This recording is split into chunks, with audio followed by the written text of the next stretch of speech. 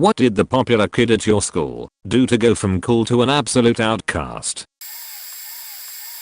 This kid in middle school used to talk shit to everyone. He had nice stuff his parents got him and everyone thought he was tough and could fight until one day he started on a special needs kid. Nobody had ever actually seen the popular kid fight. He just was excellent at intimidation. Now a lot of the special needs kids in my area weren't just students who were mentally challenged, but had overall learning disabilities. Many of those kids came from very tough homes, and the special needs kid who the popular kid messed with was an absolute savage. He grew up in a pretty tough part of town, but was really a gentle giant. He could play football, he was muscular, he could do everything the regular students could do except speak properly. A minor speech impediment. The popular kid challenged him to a one-on-one fight and got his ass kicked by the special needs kid. I'm talking blood everywhere. His clothes got ripped, one of his sneakers landed like 10 feet away, and to top it all off he even tried running away after the first few punches. The special needs kid grabbed him and pulled him back. It was a massacre.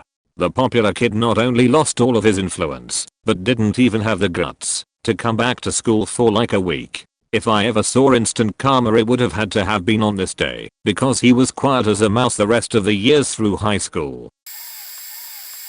Robbie was a big huge faking bully. I used to play football with him, watched a coach go full faking psycho on him, literally kicking him in the ears all the way off the field, because he spit on a player and the goddamned gall of it just sent the coach into a faking rage, and Robbie mocked him the whole way off the field.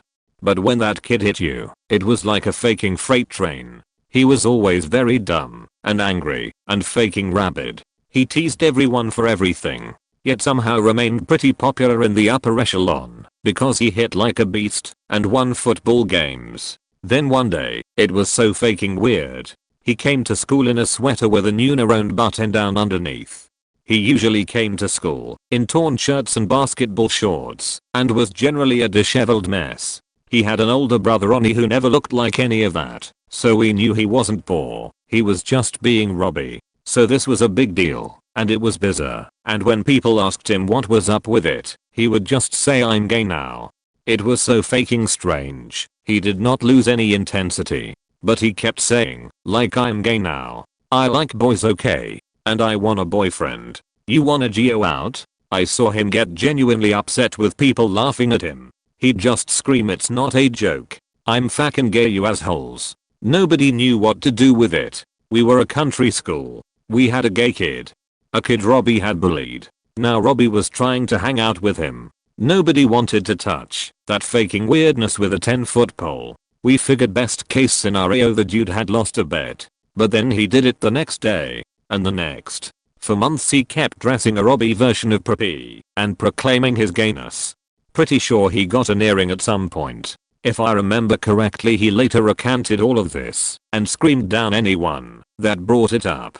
Maybe it was a legit attempt to come out, but he just Robbied the whole thing up until it was unpalatable. He's in prison now. Edit. This got pretty big, gonna change your name to mask it a bit more.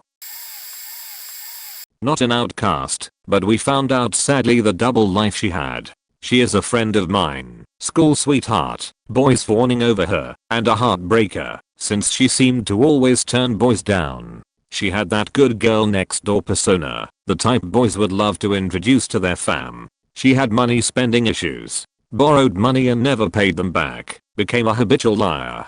The first and last time she conned me was for my tuition fees. She hitched a ride with me and saw the cash I was carrying to pay for the semester. It was my parents' money, and any change should be given back to them. Begged me to loan her an amount to pay off her tuition. I kept saying no, and gave me a sob story. This is my dear friend and my red flags were going off. I gave her some large amount but not all. Immediately hopped out of the car we were heading supposedly to enrollment building to pay. Made an excuse why she isn't heading to pay. Dodged me for 2 years to pay off the loan. Made excuses. I paid back my mom and lied for her sake as my mom would have raised hell. I only got a fraction of the loan back. From there I saw signs of her double persona, sweet and charming yet conniving. Borrowed money to buy things, to live up to whatever fashion hype. If not money, expensive clothes and equipment. She also bailed on major class projects she promised to take the lead on, almost causing her classmates' graduation eligibility. I heard through the rumor mill that she slept around, and from a family member's account during a sleepover, she tried her luck on my cousin, but nearly got caught by my mom. Around the time this all came to light, people politely kept their distance from her being that girl. She got pregnant, Beck a single mom, and used her daughter a few times to borrow money again. The sad part was, a few years ago, she legit got diagnosed with a type of cancer and her treatments were expensive. She nearly got zero financial help from friends and former classmates to help her out due to her lying history. The good news, cancer was caught early, and she is doing fairly well. She is working and earning a decent living, and seems to have turned over a new leaf since. Edit. Some PPL posted that cancer was universe's karma. As person with personally XP with cancer, I do not wish this upon her. And though her actions regarding money or borrowing things was indeed horrible, a nasty trait she got from her own family, her mom was a scammer supposedly, she was never a mean person to us her friends, and was supportive of us in our lowest points, but the money issue was such a huge red flag that we could not fully trust her Beck of that. Popular guy, he kind of remained popular, but was outcasted for a while.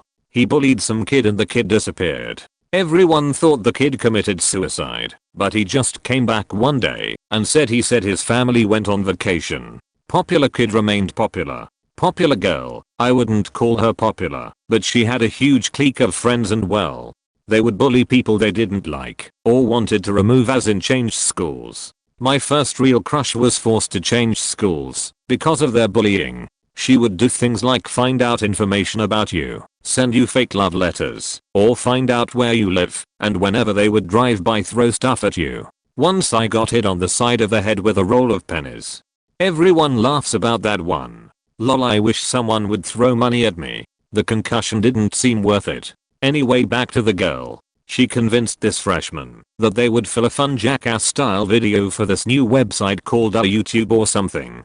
He was supposed to do a ghost riding the whip thing, where he was on the roof of the car while no one appeared to be driving it. She was driving it, and while the kid was surfing on the roof, she accelerated as fast as she could down the street, while the kid tumbled off and fell into a coma. She said it was his fault. I mean, it was his idea after all. No one was buying it. She was hated, and only a few of her friends remained with her. She got popular with freshmen later for offering sex to them, but a few visits to the police later made her stop. She got pregnant immediately after HS and bragged about keeping her man. I have no idea where she is now or how she is doing, and I'd like to keep it that way. I have a sad story. There was a beautiful, smart, funny girl I went through junior high and high school with. Not your typical popular ditz. She was a genuinely nice person to everyone. Extremely popular. She was a rally girl, dated a guy on the football team, was involved in school activities, etc. And then in our junior year of HS she unexpectedly went dark side. She quit rally, dumped the jock, and started hanging out with the skater/punk kids. She started smoking cigs and her wardrobe went to all black. Understand that those things definitely don't make someone an outcast, but this drastic transition all happened within a 2-week period, and these changes stuck. She started dating a guy in a metal band, smoked bowls with us in the parking lot at lunch. Yeah, I was no chore boy, and being a fallen angel in general. None of us knew what was going on with her. I asked, but I was young too and probably not capable of suspecting the underlying cause at that point. I remember my best friend and I discussed it at one point, but we never really pushed it. One day at lunch she was out sitting on a bench in the sun and we were walking past, and she asked us to sit down. And she told us the story of getting raped by her mom's boyfriend. She was 15. So she didn't do anything at all to be outcast. She was just abused, and her reaction was to outcast herself. Bullied faking. Everyone. I went to school with a girl from 1st grade to 3rd, and then later again from 7th to 9th grade. This girl was very popular in middle school. She was rich, wore designer clothes, and had a big house. In a town full of middle or working class people, that made you special. It did if you were a kid anyway. So this girl, let's call her Karen, was a rude beach, even as a child. She constantly looked down on the other girls in class for not wearing designer or not owning the latest Tamagotchi. I remember Karen having a ring of girls around her showing off her latest things at recess. I was a bit more tomboy as a child, so I hung with the dudes mostly, so I mostly watch her worshipping from afar. I also thought this might make Karen and co ignore me, because I wasn't even near them, but no, I was wrong. Me hanging with only guys was weird and me not wanting to look at her new handbag was weird, and so on and so on. Weird me. As I said, Karen was a huge bully, and she loved making comments about me and how I dressed and acted to her group. First it was mostly behind my back, and I remember everything looking at me and laughing. It escalated quickly and soon she said it to my face, but you know, in that nice condescending way. I mostly tried to avoid her and hung with the boys as stated, so I soon wasn't her main focus. No, it was a nice slightly overweight boy. We'll call him Skate, because later he was always skating around on his board. Karen loved picking on Skate because of his very low self-esteem, mostly about his body. This brat knew where to pick where it hurt. It was so bad that Skate almost cried nearly every week because of something Karen had said to him. The thing I remember most was when Skate had his birthday, which for kids it's almost a holy day. We had pet and were in the woods playing a sort of hide and seek. Suddenly I hear a loud cry and Skate screaming. Everything found Karen and him very quick because of the noise. She had apparently pushed him over the edge and he had a full-blown meltdown, not hurting her, but crying so hard. I'm not sure, but I think he even said he wanted to die because of the things Karen said. He went home the rest of the day and my hate for Karen grew. I know she was mean to everyone, but this is what I more specifically remember. But again, she was a bratty child. Just mean. She hurt me many times, but I can't list them all. It's so much. Also an animal abuser, but that is a story for another day. 4th grade I moved to another school and Karen left my mind. I liked my new school better. In my small town there were a few middle schools, but only one higher school for grades 7 to 9. Which means I was to encounter Karen again. And I did. At first it looked like nothing had changed. She hadn't. Still a beach. But I slowly came to see that fewer people talked to her. More and more people started making mean comments about her. Even I joined in, because I was angry and a vengeful beach at that age. NGL. Karen went from being praised for her new shoes to people trying to throw mud on them. Her mean comments suddenly was answered with 10 more about her 9th grade rolled around, and she had almost no one. I had French with her, and while I still actively hated her, I remember her coming into class soaking wet. Someone had bombarded her with water balloons and watercolor. I remember coming into class and just looked defeated. I did feel a tiny bit sad for her, but again I was still angry, so I didn't care. We graduated grade 9, and she had no friends. It was a long way down, but she crashed hard enough in her own time. Last I heard she has anorexia, which really sucks, and I hope she gets better, but I don't think anyone from our school will ever forgive her. She's no one now. Sorry for long rant and bad English, it's late and I'm not native. Oh, and even worse, sorry for formatting. I'm on my phone. TLDR, girl was mean as fuck to everyone in middle school, but the entire school flipped on her later and now everyone sort of hates her. Oh, I've been waiting to tell this story. In high school, there was this girl who died in a car accident. She was driving, and I believe she either lost at her birthday it got her license, something big. Now, I didn't like this girl. Personally, I thought she was a beach and smooth, so it didn't affect me at all, but all of her other popular friends were heartbroken. Keep in mind, I grew up in a small town, so we all grew up with this girl. Enter in the dumb blonde shift, who we will call Jodie. Jodie was a girl who came to our school a year or two before this car accident and made friends with the popular crowd, but damn, she was stupid. One day in class she tried to correct our teacher about farms and how my corn and cows can be farmed. Everything else you can buy at the store. Anyway, Jodie had been dating this guy, Jeff we'll call him, around the time of the accident. Jeff was a very smart, calm, collected guy and everyone loved him, and he was great friends with the girl that passed away.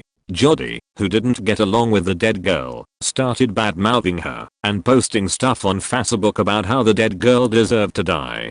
I was at my locker in between classes and Jodie's was a few away from me. Out of nowhere, I see Jeff fly past me and repeatedly keep shoving her up against the lockers and screaming in her face that she's a bitch and had no right saying those things. Jody started crying and calling him names and tried to walk away, but he kept shoving her. Nobody was stepping in to help, and who the hell knows where the teachers were.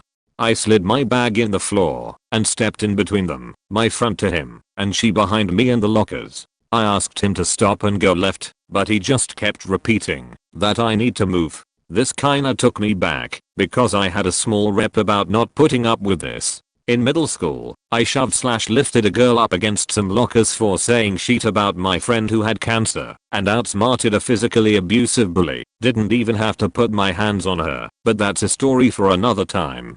He kept trying to get around me, but I had my hand on his chest and just kept him at a distance. It was clear he didn't want to hurt me, so he wasn't trying too hard, but I'll never forget the look on his face. It was so out of character for him. Now, at the time this was going down, I had no idea what was going on, and that Jody had said those things. Finally, a teacher came over and split us up. Jeff was escorted to the principal's office, Jody went to the nurse and I went to class. Towards the end of the day, I was pulled into the principal's office to give my statement. While I waited my turn, there were 2 other people there, who were the dead girl's friends, and saw what had happened earlier that day. I overheard them talking about what Jody said and got confused. When I talked to the principal, I asked if it was true what Jody had said, and he confirmed it. Not sure if he should have done that. I was floored. As much as I didn't like the dead girl, I was so pissed at what Jody had done. To this day I wish I had let Jody get her ass beat. Jake faking Jake. He was popular for the regular stupid high school reasons. Cocky, tall, muscular, didn't give a shit about learning, and was arrogant as fuck. He had a huge group of friends that were exactly like him, but he was the ringleader. Guy used to piss on me and my friends. He smashed my own personal guitar over my head in music class because I called him out for having head lice. Privately, mind you. I said it nicely. He used to grab my head and grind my face against the metal lockers if he ever caught me outside of class. I'm talking cuts and scrapes and friction burns. Most notably, he locked me in a stairwell, stripped off my clothes, and kicked me repeatedly in the groin until I bled. As a result, I'm sterile. Everyone still loved him.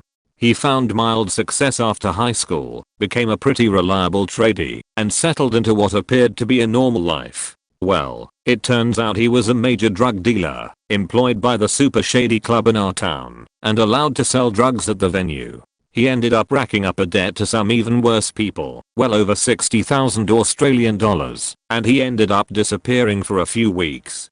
In those few weeks he was missing. One of my employees at the cafe I co-owned was calling in sick for every shift, citing a very sick dog. Turns out her boyfriend was the guy that Jake owed all this money to, and she was helping. Said boyfriend cut up Jake's body into tiny little pieces. Parts were found in recycling bins all over Tasmania. I don't think they've actually found his torso, so goodness knows what they did with that. It was the most high-profile murder case in Tasmania in fact I think ever. Only his closest friends mourned him. Everyone else remembered him for being a cunt and a drug dealer. I pissed on his grave. Full circle. Fuck face. There was a couple. Typical rich kids. The girl's family owned several businesses around town and the boy was the star of the school's football team and was on track to be accepted into the AFL. One day one of the kids with a learning disability refused to let the girl use his laptop during a free study period. She wanted to post an update on Facebook and FAQ around for the period. He refused. During the lunch break they both ambushed him right out in the open. He smashed the guy's laptop and punched him in the side of the head. He fell hard on the concrete. You could hear a crack as his skull hit the pavement. All the while she was watching it and laughing her ass off. The poor guy had to be taken to the hospital and afterwards had to be homeschooled because of how badly this experience traumatized him. The popular couple weren't popular anymore. After a few weeks their inner circle stopped talking to them because they had become so damn toxic. He lost his offer from the AFL. Her parents never let her face any consequences. That was about 12 years ago now. Before writing this, I checked their FASA books She is a single unemployed mother of 3. Her brother, who was always a quiet kid who never really bothered anyone, barely anyone knew he was her brother till the last year of school, is now running their parents' businesses and has cut her off for, from what I can gather, wasting almost $1 million on a 2-week holiday to the Caribbean and assaulting her mother when they told her to get a job or actually do the job they had given her. The guy came out better. After school he fell into a deep depression, engaged in a lot of self-reflection, and now works as a tour guide in the Northern Territory. During a stint volunteering at a local center for the mentally challenged, I met the guy he knocked out after refusing to give the girl his laptop. He's largely gotten over the trauma and now has a girlfriend and a job at the local McDonald's. So I have sort of an opposite story to tell, where the kid in questions starts off unpopular and downtrodden before becoming famous. I grew up in a fairly rural area, with lots of farms and a good dash of poverty nearby. There was a kid in my class named Robert, but everyone called him Bobby at that age. I first remember him from about 3rd grade, but we were in the same school and grade all the way through high school graduation. Bobby was a nice enough kid, but he came from a family that did not necessarily prioritize personal hygiene and clothes washing, if you get my meaning. So to hang out with him was the touch of death in the Thunderdome arena, that is elementary school popularity. Bobby's clothes were always pretty ragged, and a few times they were not even clothes. He once came to school with a dish rag stuffed into his shorts for underwear. It became obvious on the playground. Over the course of a few years, it got worse. He wore a full-size towel for a jacket for months and started wearing those little paper sandwich bags for socks. That's when the teasing became the most relentless. The crinkling of those little bags as he walked around was pretty noticeable, so he got the nickname Paperback Bobby. As he got older, he went back to normal clothes, even if they weren't in the best shape, but the name persisted. He did the best he could with it, and would sometimes wear paper bags for clothes as a joke to try and own it a little bit. I lost track of him after high school for a while. When I moved away from home, I went back to visit a few years ago and found out he became locally famous after he was arrested by the cops. The crime? Rustlin. I have 3 rise and fall stories, none as dramatic as DUI accidents like some do. They're way more high school drama style. We had that one super popular girl who was sexually active early. The sad part about it was that no one actually liked her. She was known for being awkward and weird and didn't really have friends, but she was popular because she put out until she got pregnant and was dropped like a ton of bricks socially. In 7th grade we had a group of girls primed to be the hot and popular girls, as much as 12 to 13-year-olds can be. They were confident, made their group of friends early, and got stuck into MacUp and boys etc. They were all popular, until puberty really hit and they all blossomed except one. She became blocky, stumpy and manly, but desperately clung to her hot girl group, and tried her best. She still acted like them, and was a complete mole to everyone, but she quickly became bottom tier popular compared to her friends who sorta barely kept talking to her. There was an unpopular boy who set off every girl's creep instincts until he came out as gay a couple years into school.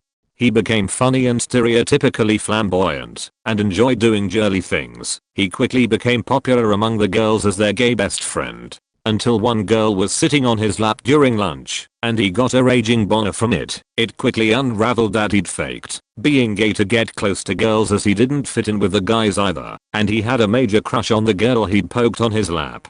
Girls were all creeped out again, and he was dumped from their groups. His gay persona was dropped, and he was nothing like the fun guy he pretended to be. I don't know how he managed such a completely different personality for so long. Ugh.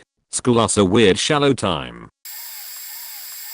Hang out with me? Lol. Seriously though, the most popular kid in our school, the biggest in charisma, and all around in top 3 at sports / handsomeness / teenage gang BS etc. secretly wanted to be an outcast. He freaking hated his stepmother and couldn't trust his dad. His mom died in a car accident, and his dad seemingly couldn't care less. He already had a mistress, and then they married.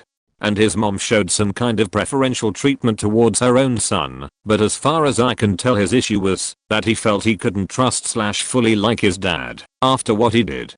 so he eventually started hanging out with me, probably because he trusted me, since I also didn't fully like mom, who was as narcissistic as it gets, and since we already both were kinda weird, and both MBTI ENTP from what I can tell, kinda rare where I live. This might be important. The interaction got us even worse.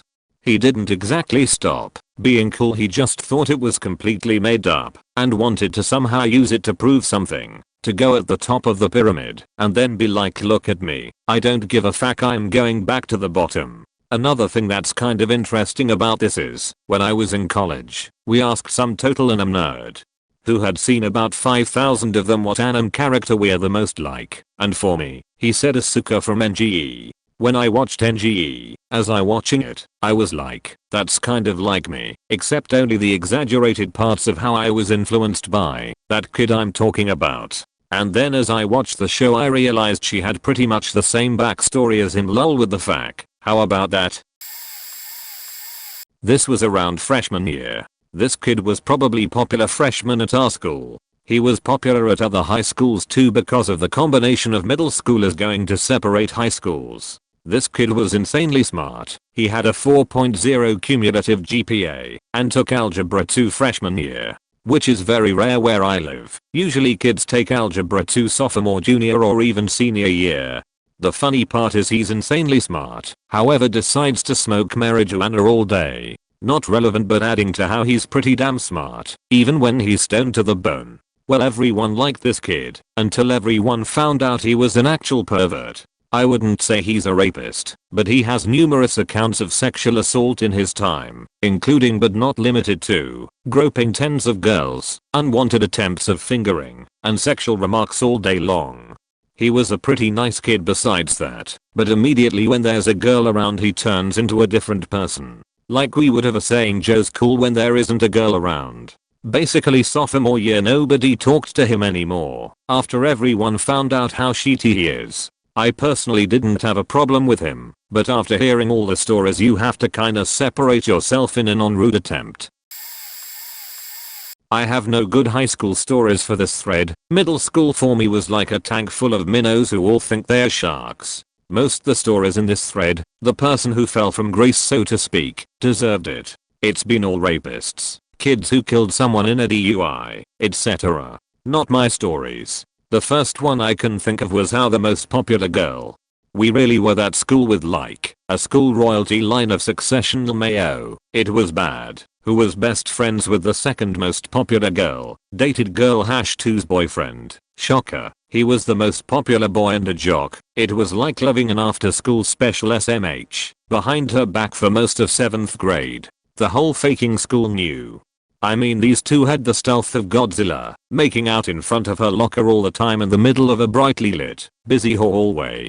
But girl #2 somehow either never heard or refused to believe it because she dated him all year 2. Near the end of the year, she finally found out about it and dumped him. She became unpopular for getting cheated on. No one judged the best friend or the boyfriend. 8th grade, a different popular girl got pregnant. This was 2012, but her parents acted like it was 1952 and sent her away to have the baby when she was maybe 3 months in. This was Utah, and her family was Mormon, so it's not surprising they reacted that way, and she definitely didn't go away to secretly have an abortion or anything either. Big Mormon no, that'll get you excommunicated.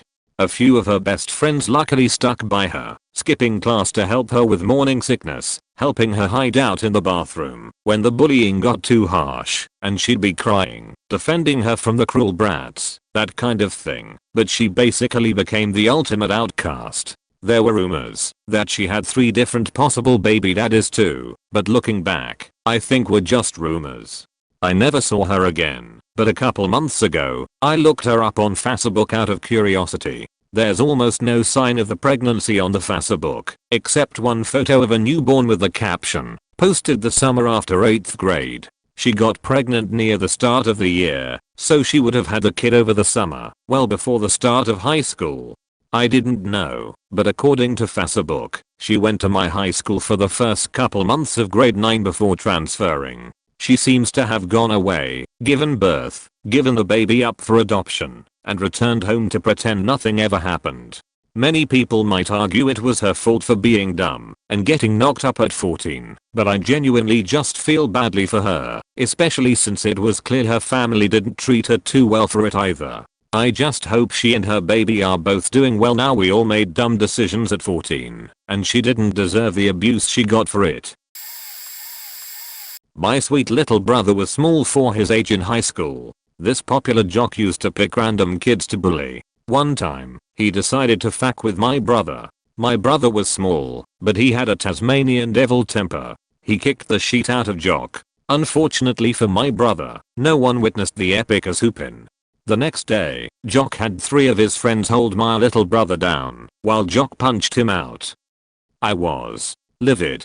I'm a girl, so I couldn't kick Jock's ass. But I had some dirt on that motherfucker. You see, I stumbled upon Jock getting his dick sucked by another guy. NBD today, but it was the early 80s, and we lived on a military base. I confront Jock privately, to give him an opportunity to publicly apologize to my brother. He refused, called me names, and even pushed me. Cue lunchtime in the cafeteria with Jock holding court with his harem and homies. He starts calling me names and everybody's laughing. I stood quietly letting him go on and on. He finally was like, "What you got to say now, beach?" I said, all wide-eyed and innocent, "Oh, I'm the beach." He's like, "Yeah, beach."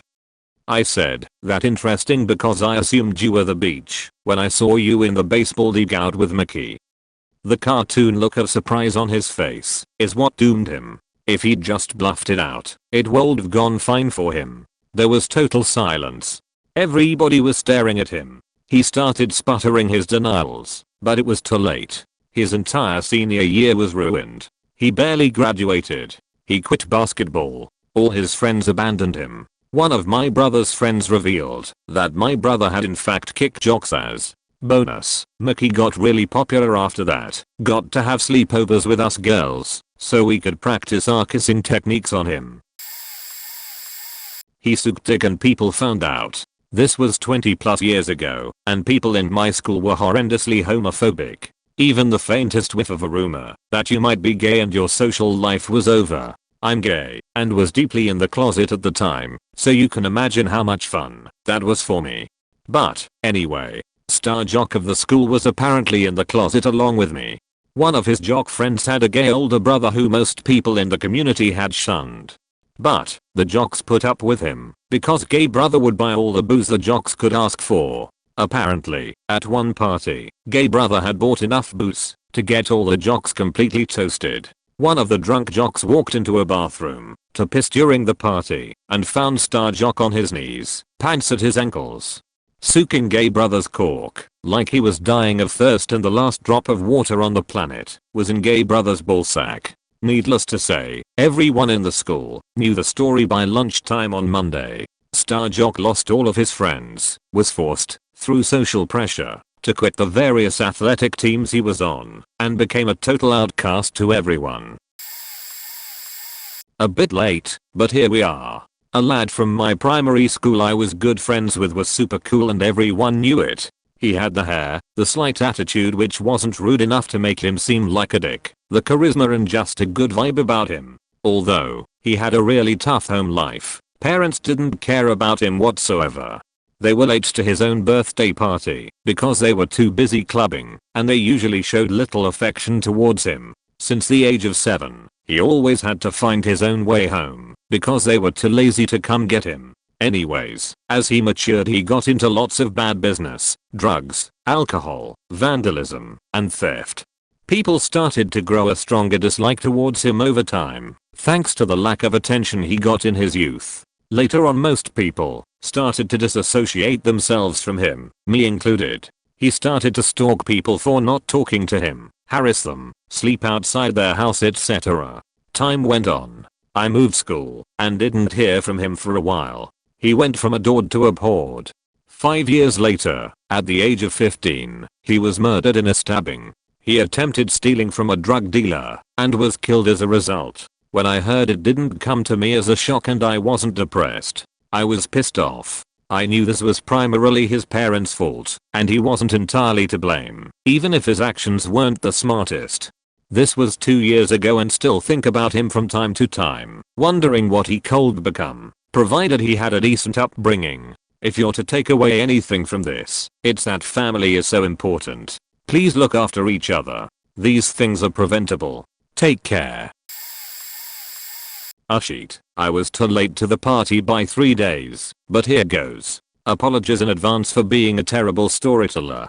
This was pretty sad, so spoiler? I'm Southeast Asian and went to a super competitive high school where they really emphasize of preparing their students to do well in university, so all the subjects there were very hard, especially the science subjects, maths, physics, chemistry, biology. Think engineering level maths given to high school students. It was a very competitive environment, with a lot of people competing seriously for a top 3 ranking at their own classes. I was just a nerd with average grades, but I was quite close with this popular female friend, Cindy, not real name. In year 10th, Cindy was the top student of her class, and she was known to be kind, smart, and very diligent. She often organizes this group study sessions for midterms and whatnot. Her parents were the stereotypical Asian parents who don't take academic failure lightly. And as a result, she was very insecure about this and does her absolute best to get the best grades she could. So, she took private tutoring from a maths teacher in the same school, but teaches a different grade. He teaches only year 10th students Ike. When we were in year 11th, our maths teacher was this super smart guy who likes to give extremely hard questions, just for the sake of it. A lot of students were unable to keep up with his level of difficulty, and Cindy was doing pretty well in his class, while I just barely got through. Midterms came around, and the maths one was ridiculously difficult, way harder than his usual exams and the practice midterm problems he gave us. As a result, almost everyone got a score below the passing grade, and unfortunately this includes Cindy. She was devastated. I reckon her parents gave her a serious grilling because she cried when we got her results back and was quite depressed the weeks after that. Fast forward a few months and finals is approaching. Our maths teacher will undoubtedly do the same thing again, so I mentally prepared for a terrible grade on top of actual study. Cindy was attending her private tutoring almost every day, mostly because she clearly wants to avoid getting the same grade as the midterms. And to no one's surprise, our teacher did the same thing as the last time, giving us inhumanely difficult problems. I did the best I could and got a decent score, around 70%, but Cindy got an amazing score of 94%. Being her close friend, I congratulated her for her hard work paying off. Unfortunately, people got suspicious of this result, even the maths teacher himself. The teacher said he purposely made the finals so difficult so that no one can get more than 80%. He said he will investigate and will punish any unfair behavior if there are any. Long story short, the technicians of my high school didn't secure the teacher's file directories so that all the files there save in the school computer can be viewed by anyone. And this includes the problem sets for final exams. Apparently Cindy's private tutor copied the file of that semester's math finals and gave it to her. Once this was found out, Cindy basically became a social outcast. No one wanted to talk to her anymore. Only her boyfriend and a few friends stuck around with her, myself included. A lot of people, particularly the smart kids, were really mad at her because they feel cheated, and I can see where they're coming from considering how competitive the environment is. This continued on until we graduate, and Cindy is doing great in university now. It's just really sad to see someone get pushed to the limit and forced to do something like this because of their insecurity, especially in traditional Asian families. What do you lads think? Had this one kid in 10th grade where he constantly was into everyone's business, so in his mind he was popular because we all knew him. Well, turns out, while yes we were all nice, it was not due to him being a cool guy. Either way, halfway through 10th grade he looks at me and says, "Man, you creepy," like a child molester. And tried to get others to pitch in and call me that. No one joined him, so now Hare's alone, and I spit roast him back. Never talked to me again. 4 months later, Hare's not in school, and sure enough people are all looking at their phones since everyone was sharing it back and forth. In Florida, if you get arrested it's put public online. Well, there he was, full name, mugshot, even description of what he was arrested for: molesting his 4-year-old sister. Yep, there was another time. I was in 12th grade and this new kid was in 9th. So he tries acting like has cool shit. Problem is that he won't stop talking about his dick and saying how, if he puts it in a girl, will come just from insertion, since it's that big. Well, after a while on a kick chat, a girl has been sexting, receives a dick pic from him. She's a popular girl. She sends that screenshot to everybody. His dick was so faking small. After that he wasn't so popular anymore, and he has a long way to go before graduation. After that no girl wanted him, so he dates the ugliest girl of our school. And he always goes well, at least I'm getting some. Yep, fun stuff. We didn't have a solid sports team, so the usual stereotypical American high school hierarchy didn't form at our school. We just had cliques and groups of friends here and there. In fact, as far as I know, the only person who became an outcast was the guy who had very detailed plans to blow up the school. I'm not sure it counts though, because he was arrested and put in juvie for that and had to get a JED. He then went to run for mayor after he got out. However, my ex, who went to another school in a different county when I was dating her, I know how that sounds, but it's actually true, became a social outcast after she cheated on the guy she cheated on me with. Essentially she would be romantically involved with several guys at once, but only exclusive to one. Even though I was a guy she cheated with, I was foolish to think she wouldn't cheat on me. She ended up going to a different school after her sophomore year. Last I checked she has had at least 3 kids with at least 2 different men. Sad part is she was probably psychologically abused by her parents because her mom wanted a big family and became infertile after her 3rd child was stillborn. So I think she groomed her only daughter to be as promiscuous as possible so she could have a big family. I went to a super small private school for a short period of time between 6th and 9th grade, and in complete honesty, I've never been one to fit in. Anyway, my middle school popular guy was insanely self-absorbed. He had that kind of tone that no matter what he said he sounded like he was insulting you. He even talked to teachers like that, but he was, I guess, the only attractive guy in the school, so everyone just ogled the moron. The glorious turnaround was the beginning of 9th grade. I got expelled by taking the fall for one of my 2 friends who was in a tough situation. Long version unnecessary. I was so happy to get out of there, and my parents were super cool about it. They just transferred me back to public school, where I actually had friends. Then a week or so in, I hear, insert X name here, is also now transferring. In a desperate attempt to be cooler than actual cool guys, he covered himself in what I assume is Sharpie. I'm talking went all out, sleeves, chest, legs all out. He must have been filling them in every couple days on top of not showering to keep it going, which eventually made his situation even worse when the insert rich cool guy here threw an enormous party, and upon getting in the hot tub via teenage peer pressure, the water ran black and all his sick tattoos just ran off. He ended up then drunk crashing his car into the hillside trying to drive home and basically made 100 other people stare at him as he called a wrecker to pull him out.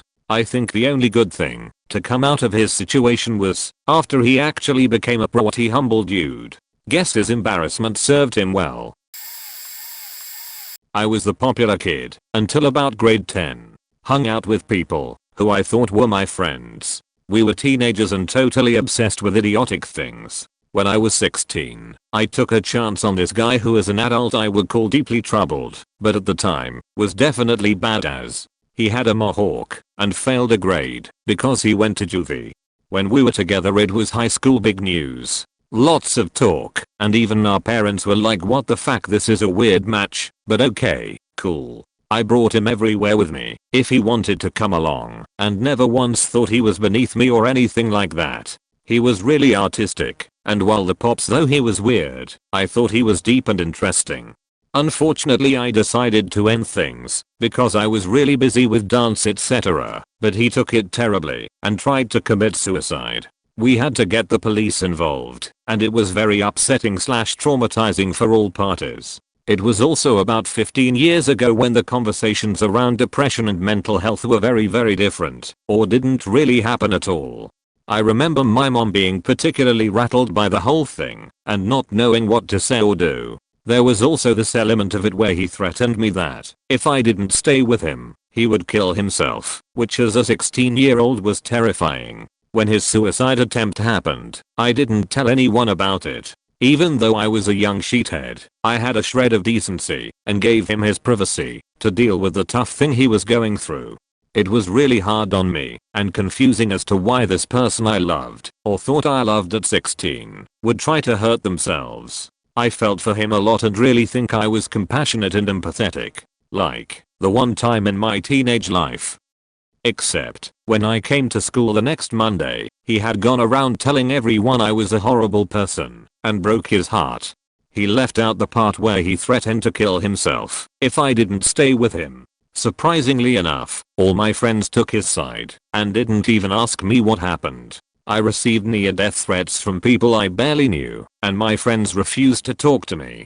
2 of the other popular girls in 1 grade above me mailed letters to my house telling me I was such a beach and a cunt for breaking up with him. It was a really crazy time. I was always pretty nice to people, even though I was in the popular crew, so it shocked me that these total strangers would be so nasty to me. It really showed me that these people were faked, and I didn't want to be part of a group of humans who couldn't even bother to ask me what happened, or if I was okay too. I ended up staying at the school, but cutting myself off completely from that group of people. For a year I didn't talk to anyone. Eventually I made new friends, but it felt really different, and I think I've had a hard time trusting people ever since. After we graduated, we'd connect on and off, just checking in and seeing how each other was doing. We chat a bit here and there, or run into each other and say hi. He nicely asked me to return his high school sketchbook that he gave me at one point and I did. I secretly kept a drawing though. It was casual and nice to have an acquaintance from a bygone era. We didn't mention a breakup ever, and I think we both moved past it. This year I attended his funeral and cried and cried and cried. He ended up committing suicide and left behind a wife and a beautiful little daughter. I told his mother I was sorry I couldn't have helped him. None of the popular kids were there. Sigh. I really like him too. He was captain of wrestling, voted most attractive, and was every girl in school's crush. But a few years out of HS, he got addicted to heroin. To support his habit, he kept breaking into his old childhood house to steal jewelry and electronics from the new owners to pawn for cash. He knew of a faulty window which was an easy into the house. Problem was, that house now belonged to a US VFW, and once my buddy got caught breaking into this vet's house, he did it a couple times and the police tracked the stolen pawned goods to him. It made headlines. Must have been a slow news week, because it was everywhere. Everyone from home knows what he did, unless they live under a rock. It's still a topic people from our class bring up because it was so shocking.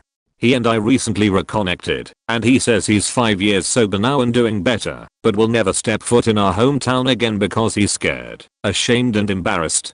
Some of us old friends of his are trying to convince to come back just for a visit, but he is understandably distant to any idea like that, or even seeing anyone from his youth that knew him before the incident. This kinda happened to me in primary school. Wasn't an overpass thing, but overall, it was probably the critical decision that pointed me away from a life of sporty cool kid and towards 2 decades of nerdery and many of the resulting social hang-ups that I had to work through. I went from being the fastest runner and one of the best footy players in the year, and the social pull that I could get the bullies to back down when they threatened to exclude others over shitty little bully reasons, to being one of the bullied outcasts with little interest or practice/talent in sports. So at our school every lunchtime most of the boys played the same big old match together, either soccer or Aussie rules football depending on season. The thing was, all the sporty and cool kids were stacked on one team, and the rest were on the other. It had predictable and unerring results. Every lunchtime and recess we won. It was bowing, and it was a little pathetic. So one lunchtime I just said, guys, this is unfair, I'm switching teams. In hindsight there were smarter ways to balance the teams, but I was a 9-year-old boy doing the best I could think of. I got beaten up a few times. I lost a lot of friends. And the losers kept on losing. This wasn't some uplifting story of the underdogs winning the trophy at the end of the season. but I never regretted it. And one lunchtime towards the end of the match, the soccer ball spilled out from a huge tussle at the box and into my feet, where I made a beautiful lob from outside the box, tying the match as the siren rang. We had never even tied before. It was so momentous and important to us losers that I remember one of my mates running up to hug me, tears in his eyes, while one of the group of sore winners yelled at me how the goal didn't count cause blah blah blah. Of all the wins before my switch and all the losses after, I remember none of them, only that glorious tie. It was worth everything. To this day I have no time and nothing else but disdain for anyone who just wants as wins in their multiplayer sports/gaming. It's the height of selfishness to want other human beings to be a passive and losing audience for your easy victories. Sometimes I look back on that decision and consider just how much of a different person I might have been if I stuck with the cool wolf pack. I would have been fitter, at least for a time, until I got fit anyway, more confident, until I worked on that too, more popular, maybe even more successful generally. Those small early life decisions that keep you in the right networks can drastically change your life trajectory. But for all that I would have been, I'm not convinced I would have been kinder. I might have even been meaner. And I think that's important. So even knowing the consequences, I'd do it again, unless I also thought about better more adult options like just suggesting we all talk about having fairer teams, cause again, 9-year-old boy, I don't regret a thing, and I'm proud that even as a kid I stood for something more important than my own gratification. She was a band kid in middle school and high school. The band kids were popular because they were really good. I think they either won state or nationals. At the band summer camp before high school started she got pregnant. Damn near everyone abandoned her after that. They wouldn't talk to her, or they would be mean when they did. She had 1 or 2 loyal friends though. I'd occasionally say hi to her, but after freshman year I never had any more classes with her. I actually think that she was one of the few people to actually get me in high school though. I was relentlessly bullied in middle school and was a complete loner. People let up a lot on me in high school, but I never really recovered socially while in school. My school was stupid as hell though. Pregnant band chick was a nice person. She didn't do anything except get pregnant, but people treated her like trash. There was another pregnant chick, we'll call her Az, who people faking loved, even though she was a shitty person. She literally got in a fight with a pregnant chick, a different one, we'll call her X, after she had given birth to her own kid a year or 2 prior. What the fuck does that, especially when they have gone through pregnancy themselves? And people were still cool with her after that. X was pregnant because of incest, so people hated X, except I know that X had a rough home life and there were even rumors going around that it had been rap. Way to be a piece of shit human as, beating the shit out of a pregnant teenager who was raped by her cousin who still wanted to keep the rap incest baby. I don't know where anyone is today in life, but hopefully they are way happier out of high school, and in Az's case a better person. This girl. I was in a small private school. This girl was new. Well, call her C. She came to the school, and she was really pretty, nice, funny and all that. The popular guy, well, call S, was literally loved by everyone. He was kind and forgiving and was really good with the kids who had mental problems and illnesses, and when I say no one disliked him I mean no one. Anyways, they started liking each other and started dating. Dates for like 2 weeks or so when someone found out that this girl had been talking to other dudes and flirting with them and shit. This was 1 year before her total downfall. Next year another new girl comes to our school, we call her M, also super pretty but quiet, starts dating S and becomes #besties forever with C. Anyway, S started becoming a total cunt bag. He was okay overall, but people started to see through his bullshit and realized he started changing for M. I was best friends with S and the first to let him go and tell him to stop this crap. I found out that M was talking to like 6 other guys, using him for his popularity, and I told him, and he didn't believe me. When this info got confirmed, both the girls were hated by everyone. They ruined everyone's favorite guy, talked shit about everyone, were super conceited, and C spread rumors about M when M was getting too much control.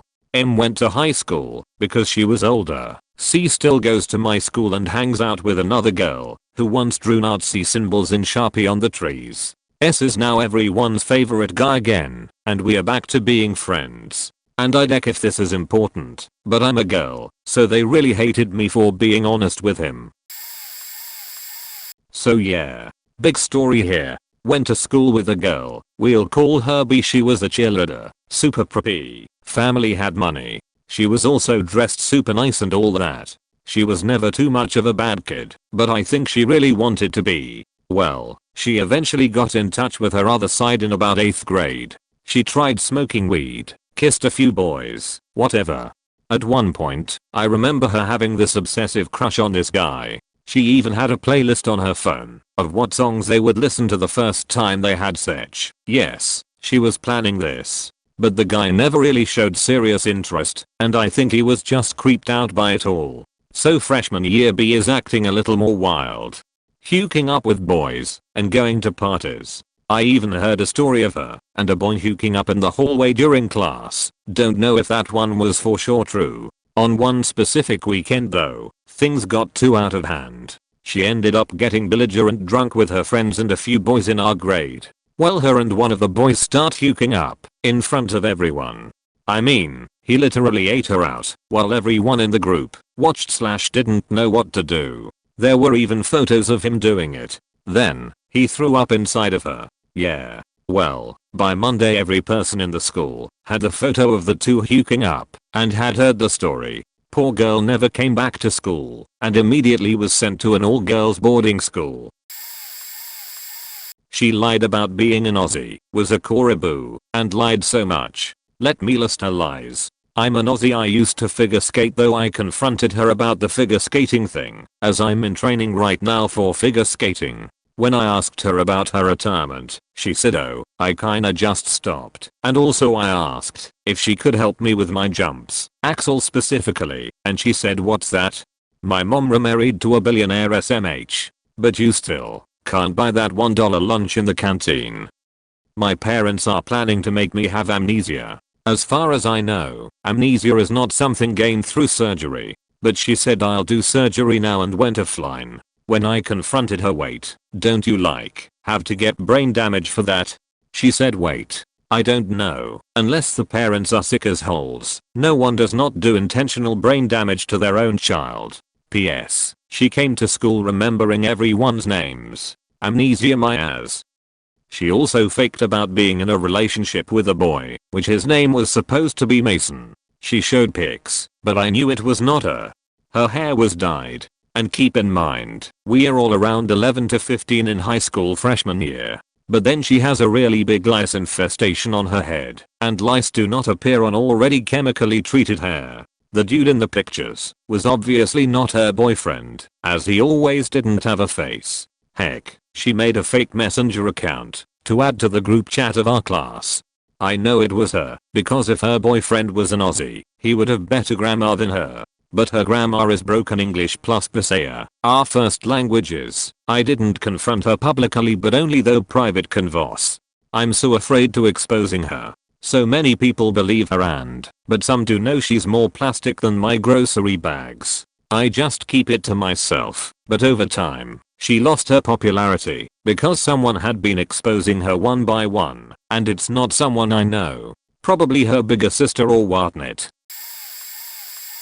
The guy wasn't so much popular, but he was still up there. It's kind of a sad story honestly, and I feel bad for him. When he transferred to my high school, he became the star running back for the football team. He was a year older than everyone, so he was a god amongst men on the freshman team, and ended up dating one of the prettiest girls in school.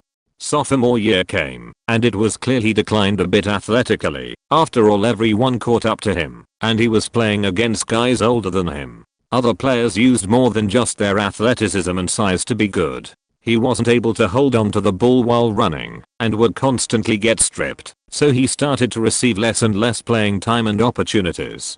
Another year went by, and he only declined more. By our senior year it finally started to look up again for him. That was until he had an injury. I don't even remember what he did to hurt himself. I just remember it was something with his leg. He came back the next week and hurt himself again planting wrong on a kicker for a turn in practice. That was when people started to lose respect for him. He always claimed he was hurt, but then at team meals and during downtime he'd always run around and act like nothing was wrong. The running joke was, oh, he can't play because he has a sprained clitoris. He was out for half of the season. The second round of playoffs came, and he suddenly became better. He was instantly inserted into the starting lineup for defense, which pissed off a lot of the team because the backup proved to be way better on defense than he ever was. He was clearly out of shape and didn't study his scouting report, so the other team abused him all game by running it to his side. We ended up losing the game last second, even though we blew this team out at the beginning of the season.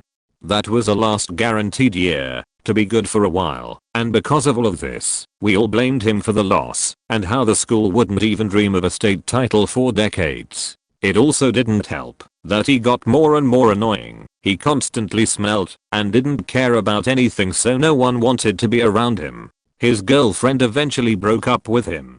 He got pissed, and the girl's parents almost got a restraining order on him and his mom. Everyone in the class would do our best to make a wall between him and his ex. He then tried to get into the army, but he failed his ASVAB. He scored single digits, so he retook it and got in. But he failed his hearing test. He walked around with earbuds and blamed it on shooting too many guns. The main guns he was shooting was on Rainbow Six Siege till 4 in the morning every morning. For him it was just a slow decline across multiple years, and I do feel bad for him. Luckily though, he's managed to turn things around and is now in the Marines, I believe. It's been over a decade, and this isn't actually a Hero 2.0 story. It's more nerd to troll hero. This dude was the son of a preacher, on a roll regular, took AP classes, and was always a full group project participant. He was also following his preacher dad's footsteps by leading his church's youth group, walked the path at school and at home.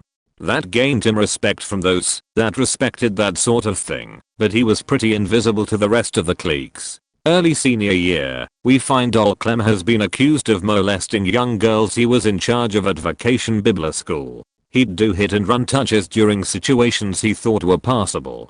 Once or twice you might not think anything of it, but he kept at it and got brazen enough to sound the alarm in some poor girl's brain that she said something about it.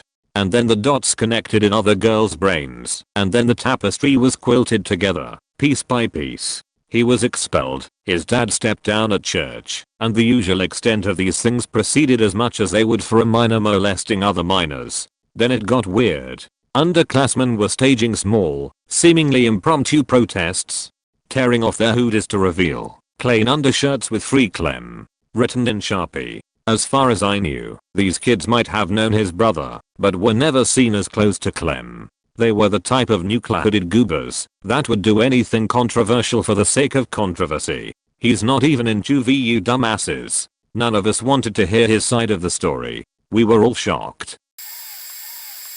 At my high school there was a group of 5 football players that were at the top of the food chain. They had it all: good looks, very athletic, funny, and frequently volunteered at the local church, big church town, so it gave them tons of brownie points in our community. All of them eventually fell from grace, and their stories are as follows. Names are fake to protect identities. Tyson Steele was the best point guard on the team and popular with the ladies, maybe a little too popular as he got the underage daughter of the local minister pregnant as well as 3 other, also underage, girls. He was never convicted of statutory, although the parents tried hard, but he was only 17 himself at the time, and the girls were 16 to 17. Nowadays he is in and out of prison for abusing his girlfriends. Roger Williston was a defensive lineman and was the biggest student there, 6 feet 5 and 330 pounds. When he was junior, he got in trouble for punching an autistic boy who accidentally spilled his milk on his new shoes. He was at the precipice of expulsion when his rich dad bailed him out. He lost his scholarships, began doing drugs, and committed suicide 5 years after graduation. Broke and alone, I guess his dad cut him off after figuring out his son was using his money on Liquid Zero. Steven Johnson was the team mascot and got to go to games free wearing a furry costume. He also liked to go to post-game parties and get girls drunk and sleep with them, but that's not what made him an outcast. It was that he took many naked photos with the blacked out girls and distributed them to his friends. Not only is he an outcast now, he is also in prison for possession and distribution of child porn. Cody Knight was another defensive lineman. In his junior year he got into minor trouble for a hit and run accident on campus. He hit an empty car while backing up.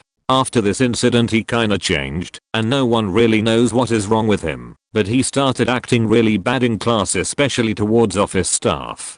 Everything came to a head when he suddenly came to class in full goth regalia, complete with long black hair with a red stripe on his bangs. After that it was over, and no one dared associate with him. He died last year after he got drunk and stumbled in front of a truck going 75 miles per hour. Joseph Simpson was the quarterback and was genuinely an awesome person. He also happened to be the son of the church pianist and as such was raised to be a good Catholic. In truth he was atheist and very gay. One day he decided to stick it to his overbearing dad by standing in front of a Sunday prayer session and coming out of the closet. He was chased out by his dad but managed to escape. At the time he had just turned 18 and had a job. He moved into an apartment and spent the last year and a half of his high school career hated by most of the conservative student body.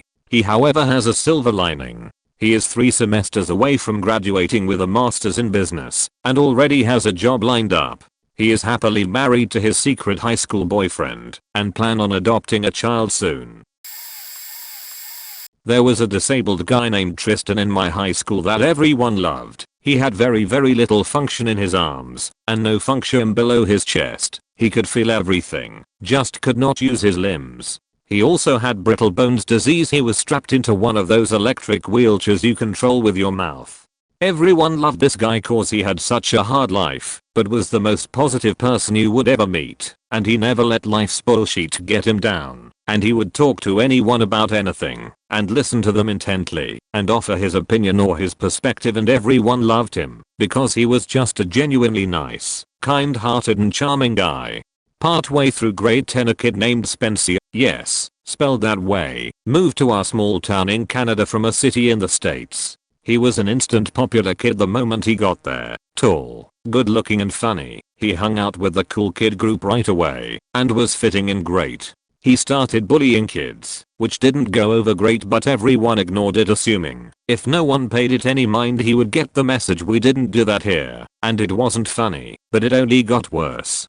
After a few months, one day God only knows why he decided to pick on Tristan. That asshole took a knife, sliced the straps holding him in place in his wheelchair, grabbed the back of the chair, and dumped the poor kid face first into the concrete floor in front of everyone, and started kicking him and calling him names and whatnot while Tristan was screaming horribly in pain because those kicks were literally breaking his bones. That lasted all of about 15 seconds. Every guy in the immediate area that saw this all charged at him as fast as they could and tackled him to the ground, and he got the absolute shit kicked out of him, while a few of us, myself included, went over to help Tristan. I had known him since we were 8 from Boy Scouts, so I went to him rather than Spencer.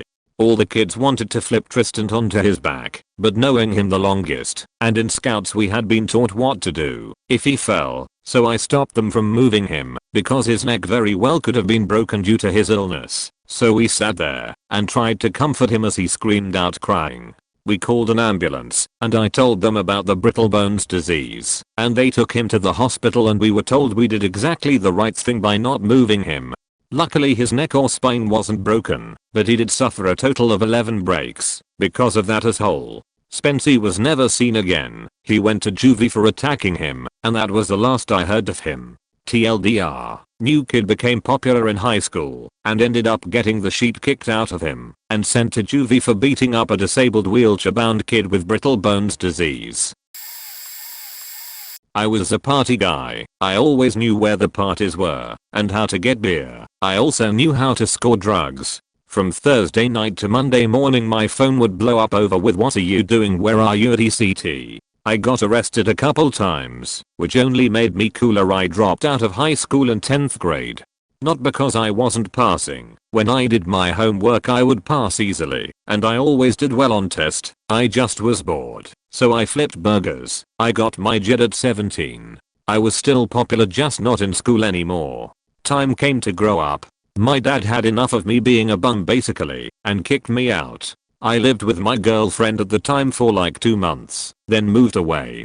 Girlfriend broke up with me, for good reason. I had cheated on her more times than I could count over the 2 years we were together. I moved down to the Gulf Coast, where my mom was, and tried to get on oil rigs. Ended up on tugboats instead. I got a pretty good social circle built up down there, but I missed my friends. Everyone saying come back, blah blah blah, but when I moved back, and I wasn't the drug guy, I quit doing, and my connect odd and died.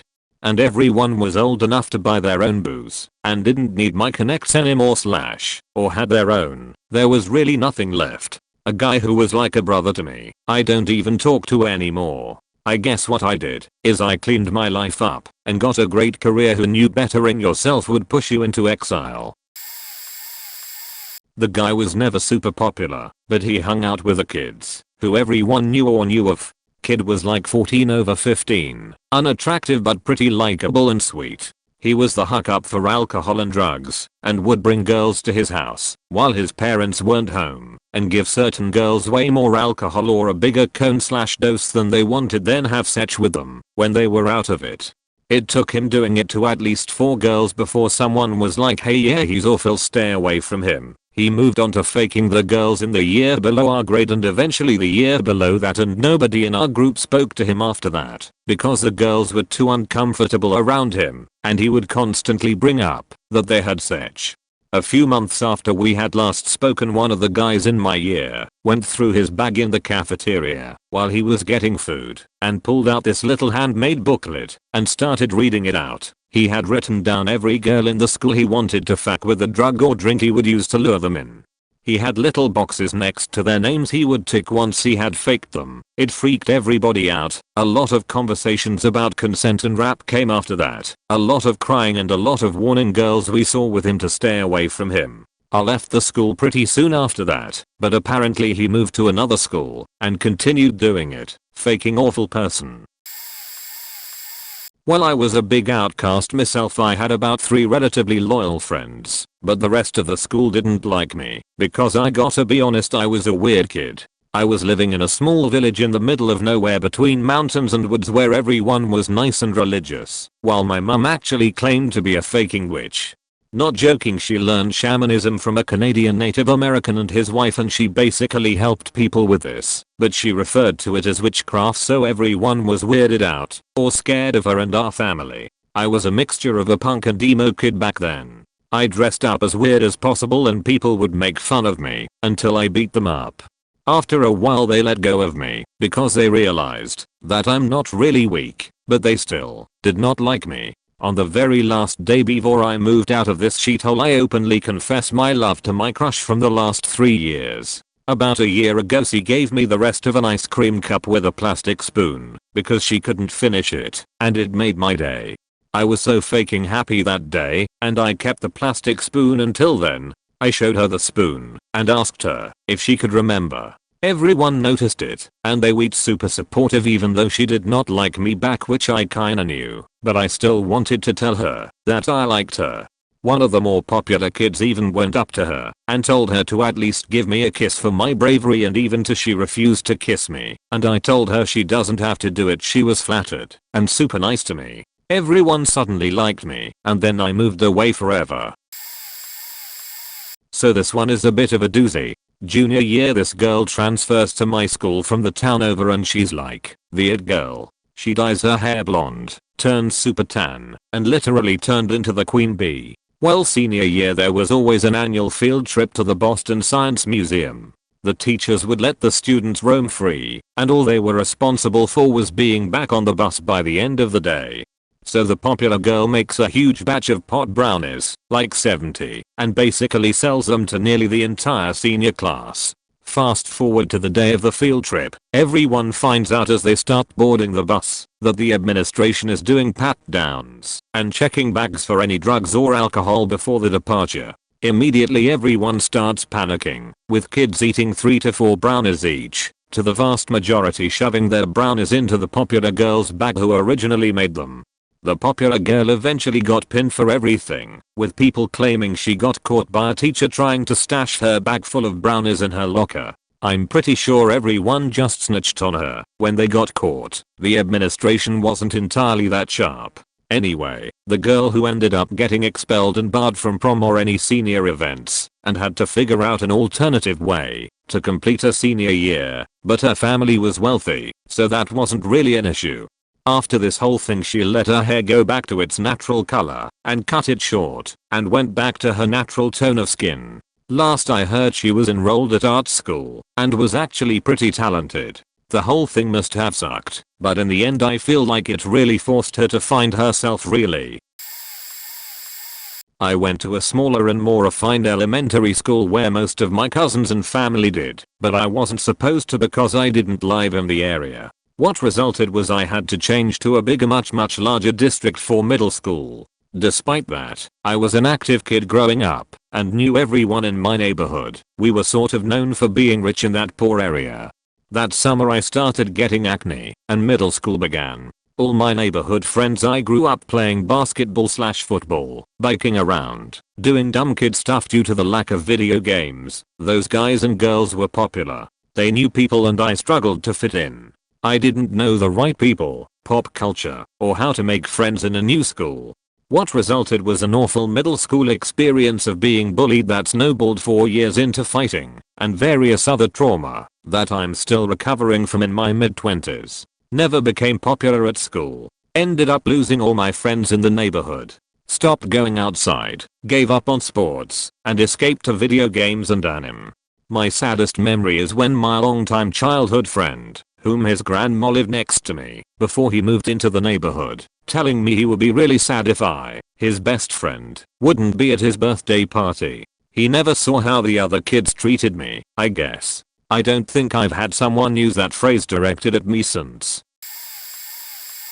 I played tennis throughout high school with this girl named Jackie. Jackie was very well liked at school, pretty, and had a lot of boys either interested in her or chasing after her. She was a bit rude and dismissive with the younger girls on the team, myself included, so we weren't her biggest fans. In my sophomore year, Jackie was an 18-year-old senior at this point. My friend Lauren's cell phone went missing after practice one day. She was really nervous and stressed about the situation, since it was her second cell phone and her parents told her if she lost the second one, she would never be receiving a cell phone on their dime again. A lot of the girls on the team took an extra hour after practice to search the locker room, but we couldn't find the phone. She got chewed out by her parents that night, but once the next cell phone bill rolled in, it was clear that someone was still using the phone to send texts/calls, so her parents let her off the hook. Now it was a matter of finding out who stole the phone. After some sleuthing on the part of another friend, we found out that it was Jackie. Even worse, she was using the phone to send sexually explicit text messages to her 13-year-old boyfriend who was in 8th grade at the time. Like, really hair-raising shit. She was kicked off the team and ostracized by everyone. The last time I saw her was when I was visiting home from college. I took my teen sister to the cheesecake factory for a post-exam celebratory slice and Jackie was our hostess for the afternoon. She avoided eye contact with me the whole time.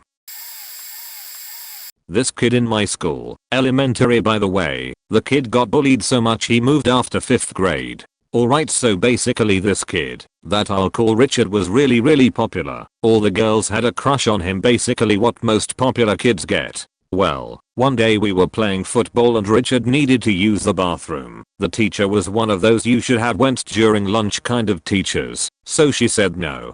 Richard asked at least 20 times and the teacher wouldn't budge. Finally Richard gave up and decided to play with his team. Richard was chasing me because I was about to make a touchdown when all us hit a most disgusting farched. At first we just laughed it off and made jokes because we thought it was just a farched. We didn't think anything of it because that was his type of humor. But then he got all embarrassed and red. We could all tell something was up because usually he would say some joke about it and laugh, but this time he was just silent. We asked what was wrong, and he just tried covering his eyes with his hands. While he was telling the teacher to come, he accidentally raised his hand and we all saw the sheet. Let's just say for the rest of the year people would walk past him and say stuff like never trust a fudged. He got bullied every day and was too scared to talk to anyone anymore. Personally, I think he deserved it, because while being the most popular kid he was also an absolute dick, hence why I called him Richard.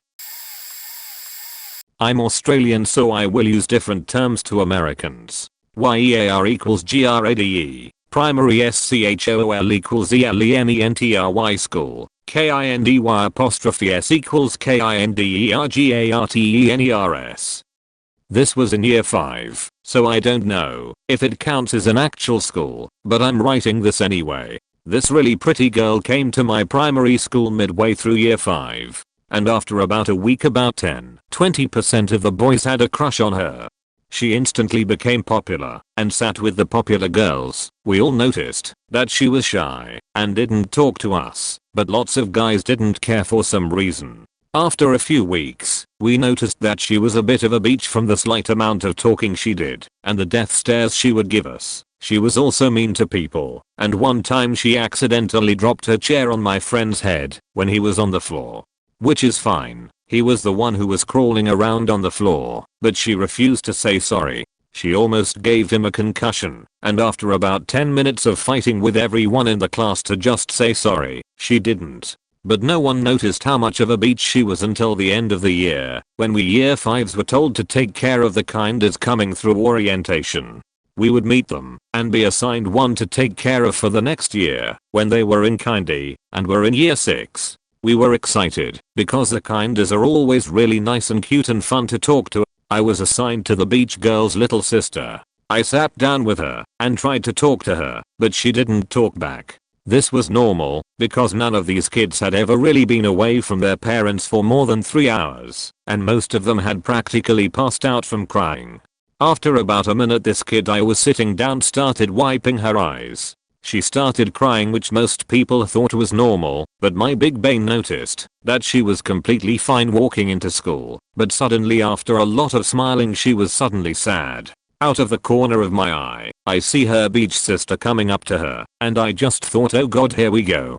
The beach sister took her precious sister far away from me and took care of her for the rest of the day. I was assigned a new kid, which I was completely fine with. This one was a lot nicer. She was great. She would see me every morning and hug me, and I would have a conversation with her mum about stuff. Turns out the beach girl had had a little conversation with her sister prior to the orientation.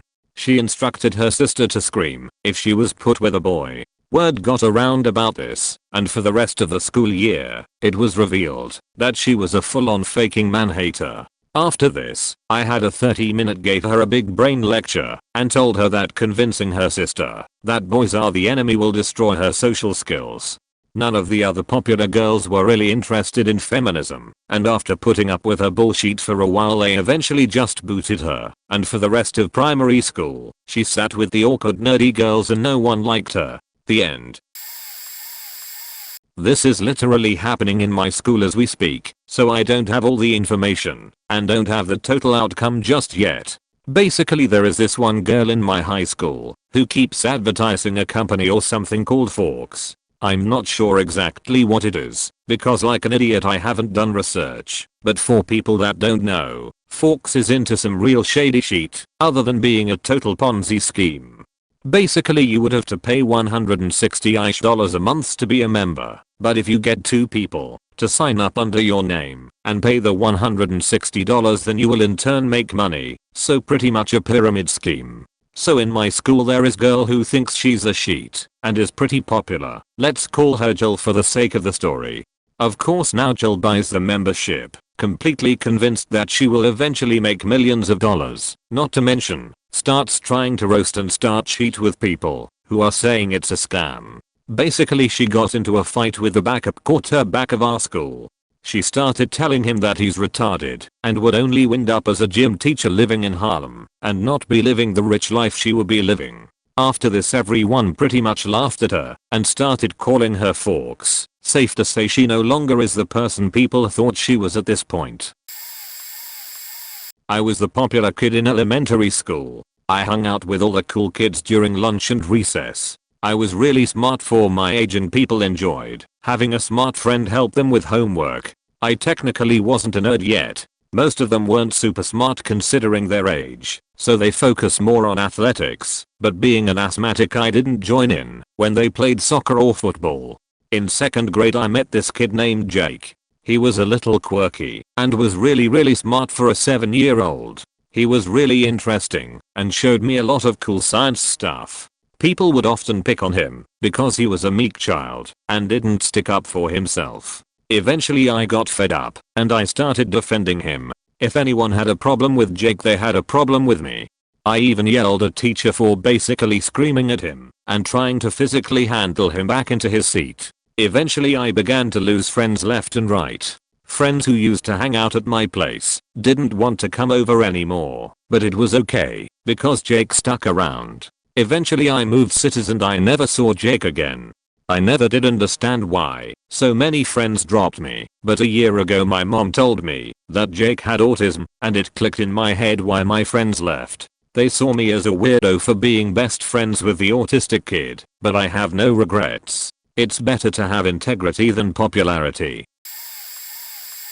A girl from my school, following the crowd here and calling her Karen, was quite literally blacklisted from our school for multiple things. First off, Karen used to be a super popular girl, especially in the theater community. She was the traditional pretty girl, had a halfway decent singing voice, and was dating one of the school hotshots. However, she ended up bringing her whole setup down in the span of 3 days. What caused it? Well, she had unprotected sex with her boyfriend. Keep in mind that she was 1 year older than him. She was a junior, he was a sophomore, and I was a freshman at the time. Both of them were really young, but it was especially shady since she had been held back a year and was technically an adult. Instead of keeping her damn lips shut about it, she set up this absurd story about how he raped her and intentionally came inside her to get her pregnant. This was already debunked by her posts on Snapchat, where she explained that she had the best night ever with him and him confirming that he didn't even come close to coming inside her. That already caused her to lose a good majority of her friends, since an 18-year-old admitting that she had sex with her 16-year-old boyfriend was crossing a bunch of lines.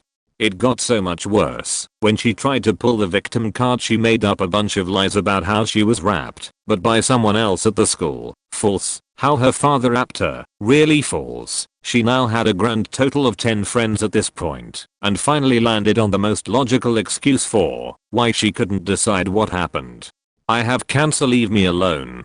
The real kicker about this is that another student had been diagnosed with leukemia a year prior and ended up dying from it during that school year. Even her most devoted friends dropped her ass and told her to get help and got the authorities involved when she threatened them for daring to abandon her in her time of need.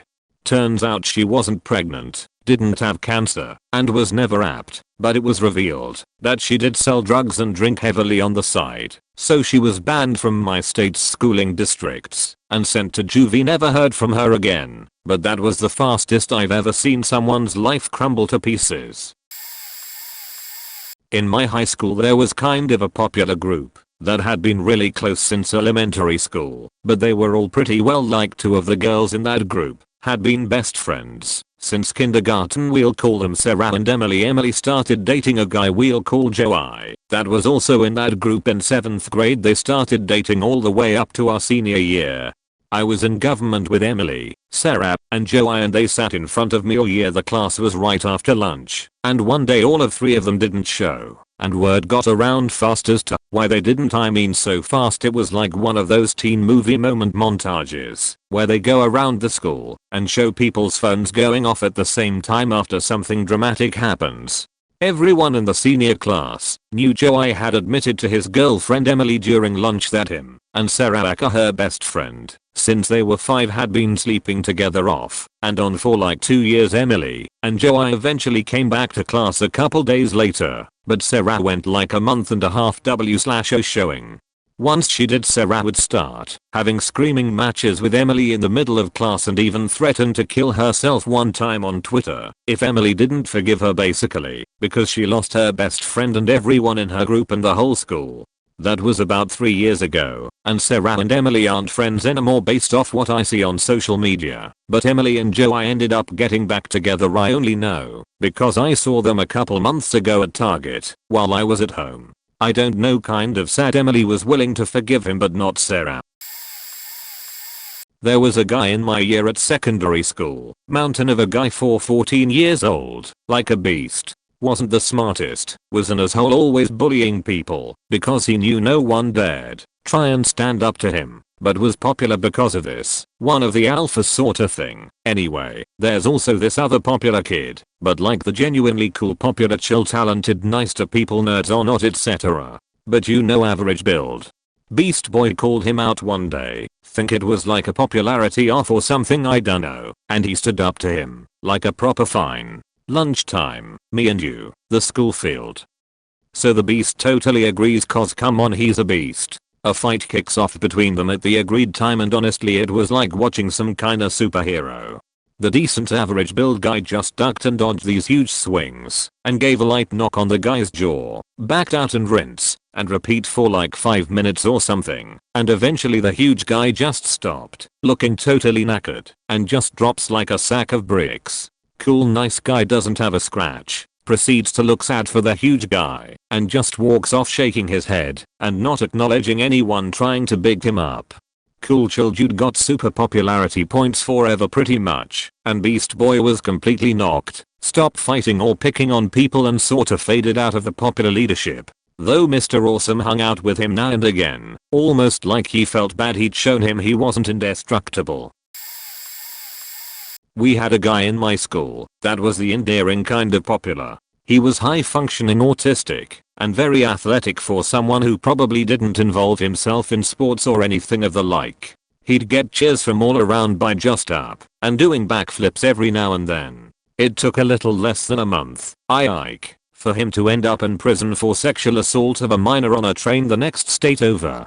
Turns out he'd been rapping and molesting special needs girls while he was still in high school, but nobody knew. There was also this one guy who was kinda popular in the sense that he slung dope, so the stoners in the school would go to him for some pot. He got suspended a few times because the K9 units tagged his locker during some sweeps, but he managed to graduate on time.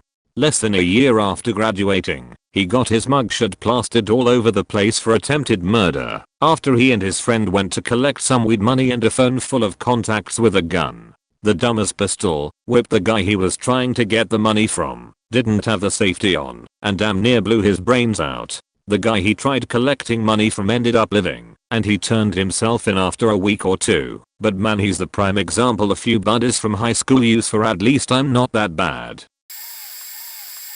In high school, there was this one guy that everyone got along with for the most part. He was pretty cool and very smart. Our chemistry teacher was super tough. It wasn't uncommon for students to study there as often still have to retake her class. Not this guy, though. He slept through her class and still passed with flying colors. Chemistry was just his thing, I guess, and he's probably the only student who slept through her class that she still liked and thought highly of. Anyway, so there was this girl he was dating for a while and our chemistry teacher warned him to be careful. I don't know why. I guess she saw some of the warning signs we all as high school kids missed.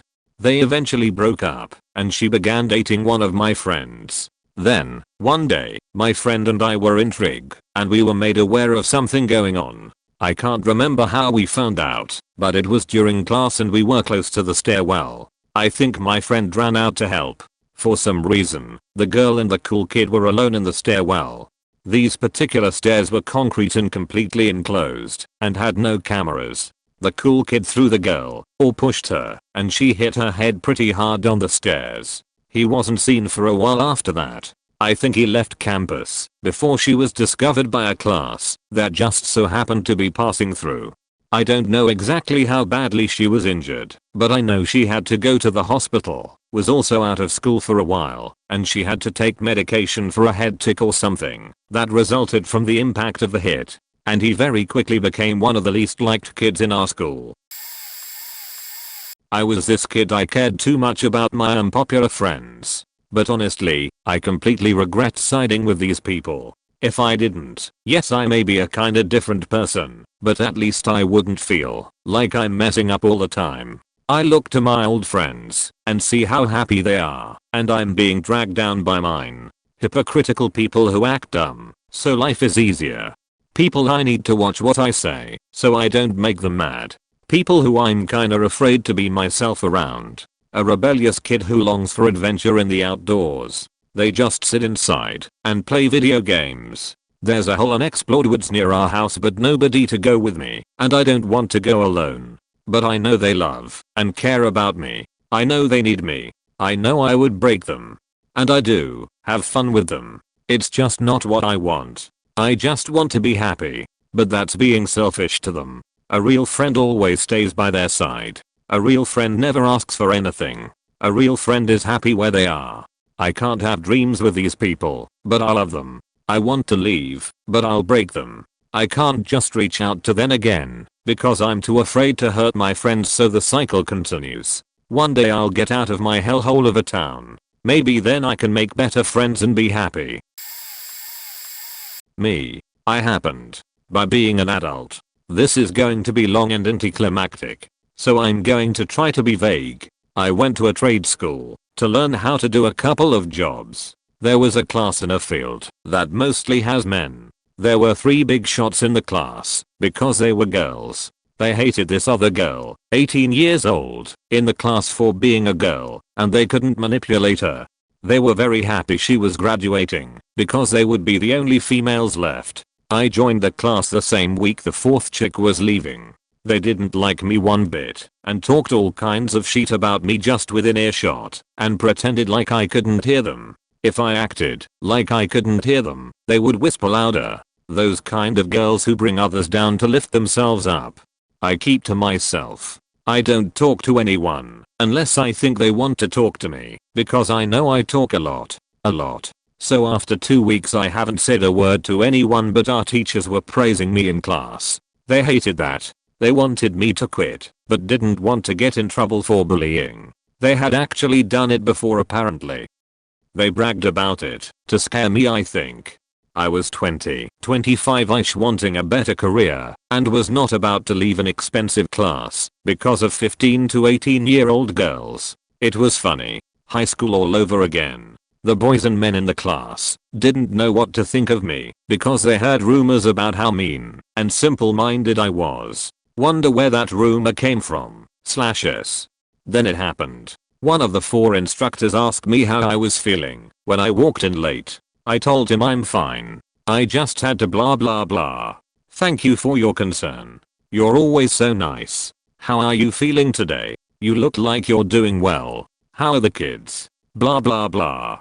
And we just talked at the front of the class for a bit because I'm a chatterbox. Well, everyone knew they were liars after that, and I made friends with a lot of people. They, the girls, pretend that we were friends the whole time and drug swept it. I didn't treat them any different than I did anyone else. The men told me some of the stuff they said, and we'd laugh about it. They are kids. If anything, they probably learned something from lying for 2 weeks. So no big payoff or anything.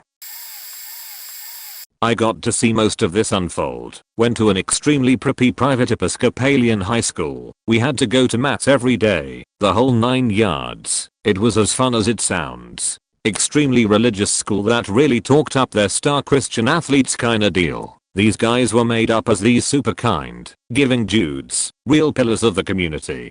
Everyone knew these guys were assholes, dumb ones at that.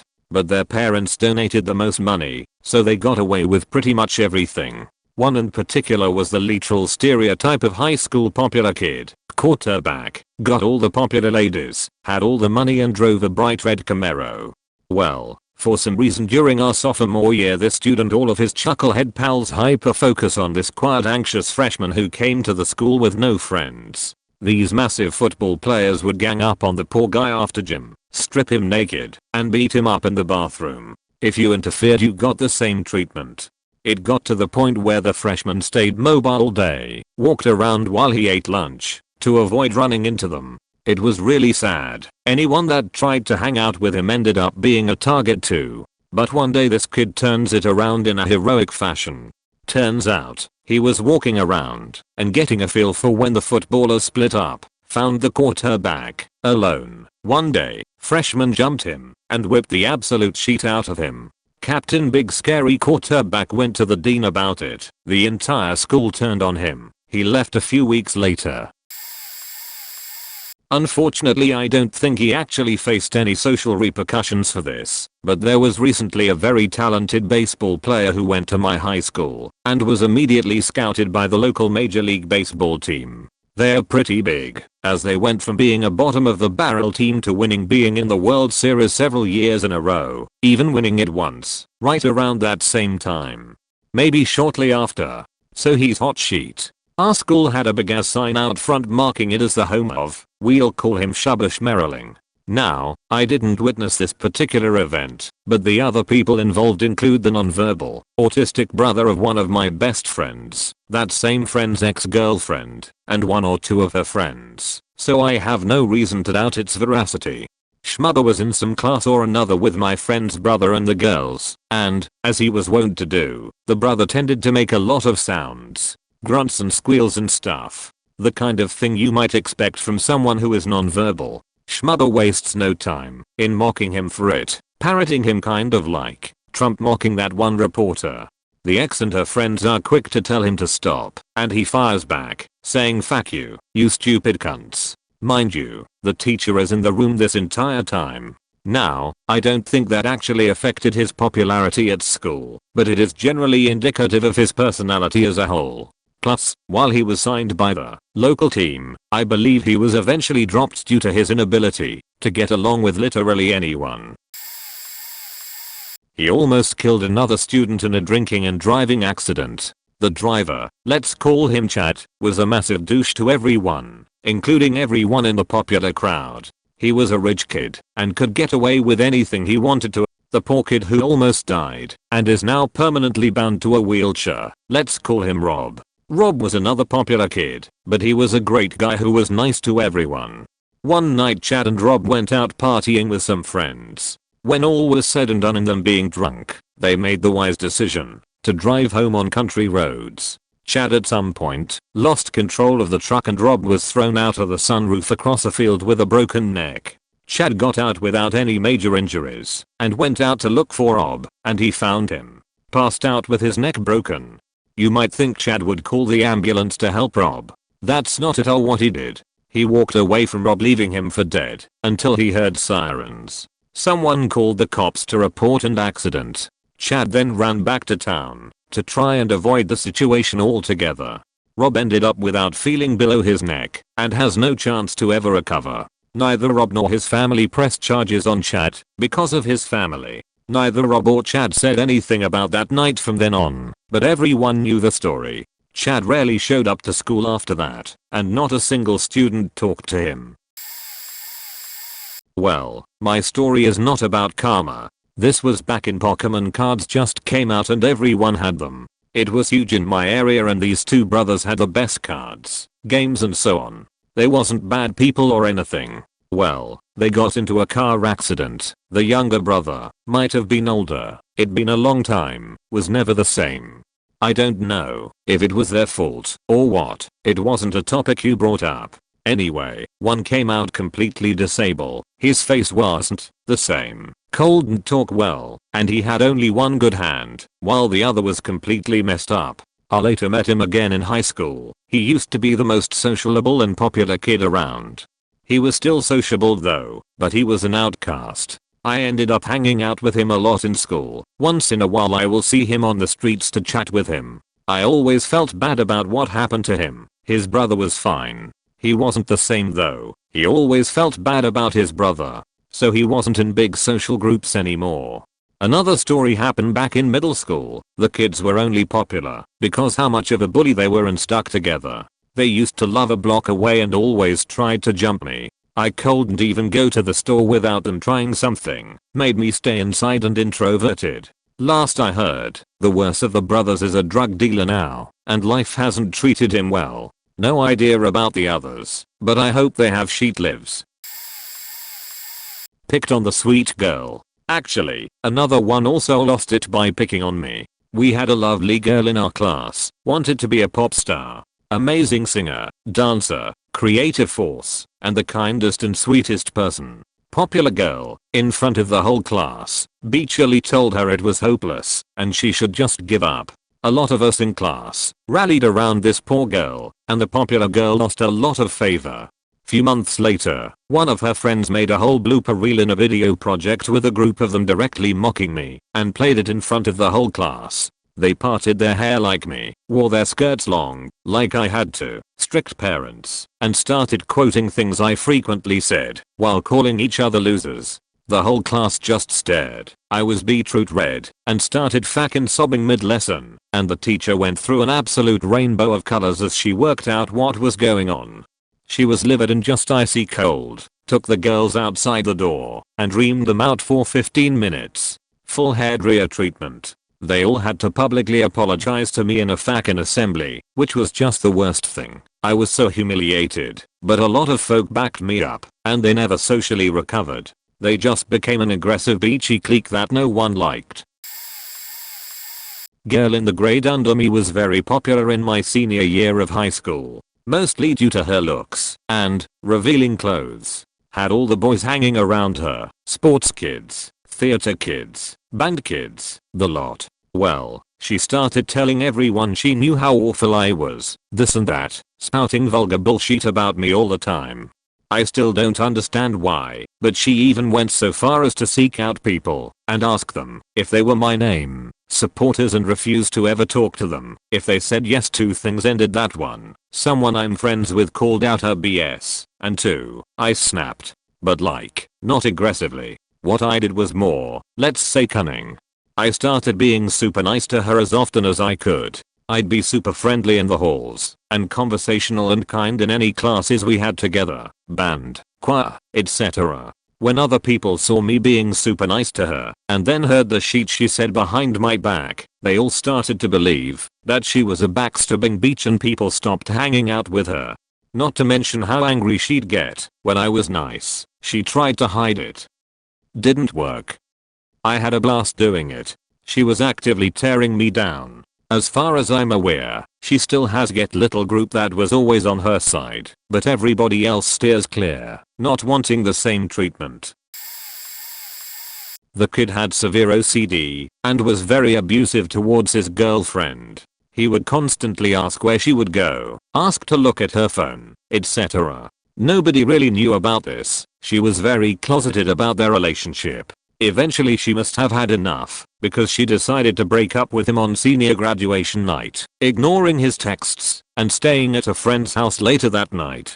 Somehow, the kid found out her location and tried going to the front door and asked her friend's dad if he could go see her. Knowing about what happened, they said no and closed the door on him. Then, a little while later, the kid had his mom come ask if she could see the kid, and she got the same response from her friend's dad, no, and she also got the door.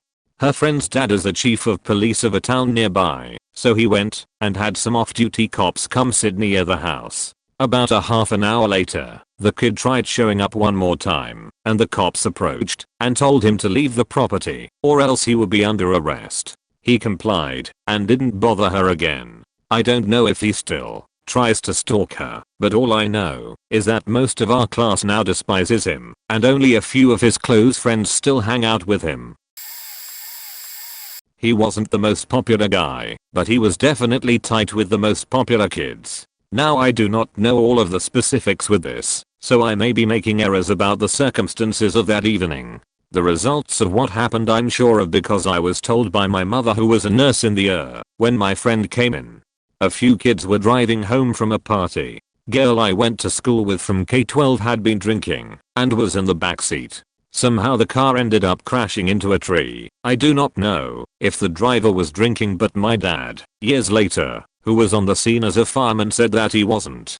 Girl in the backseat went through the windshield and was thrown into a tree with her face. She lost her nose. Her face was so mangled that my mom, a nurse, who had known her my whole life, didn't recognize her. Her jaw was broken, her face was broken, and she had surgery after surgery to fix things.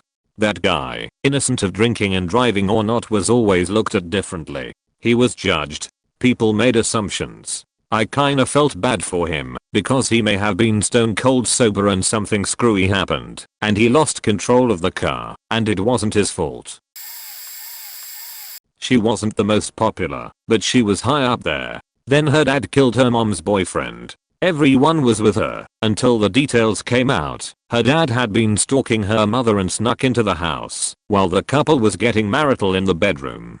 He waited in the hallway, waited until they were done, and then walked in and shot the boyfriend 3 times, once in the face with a double-barrel shotgun.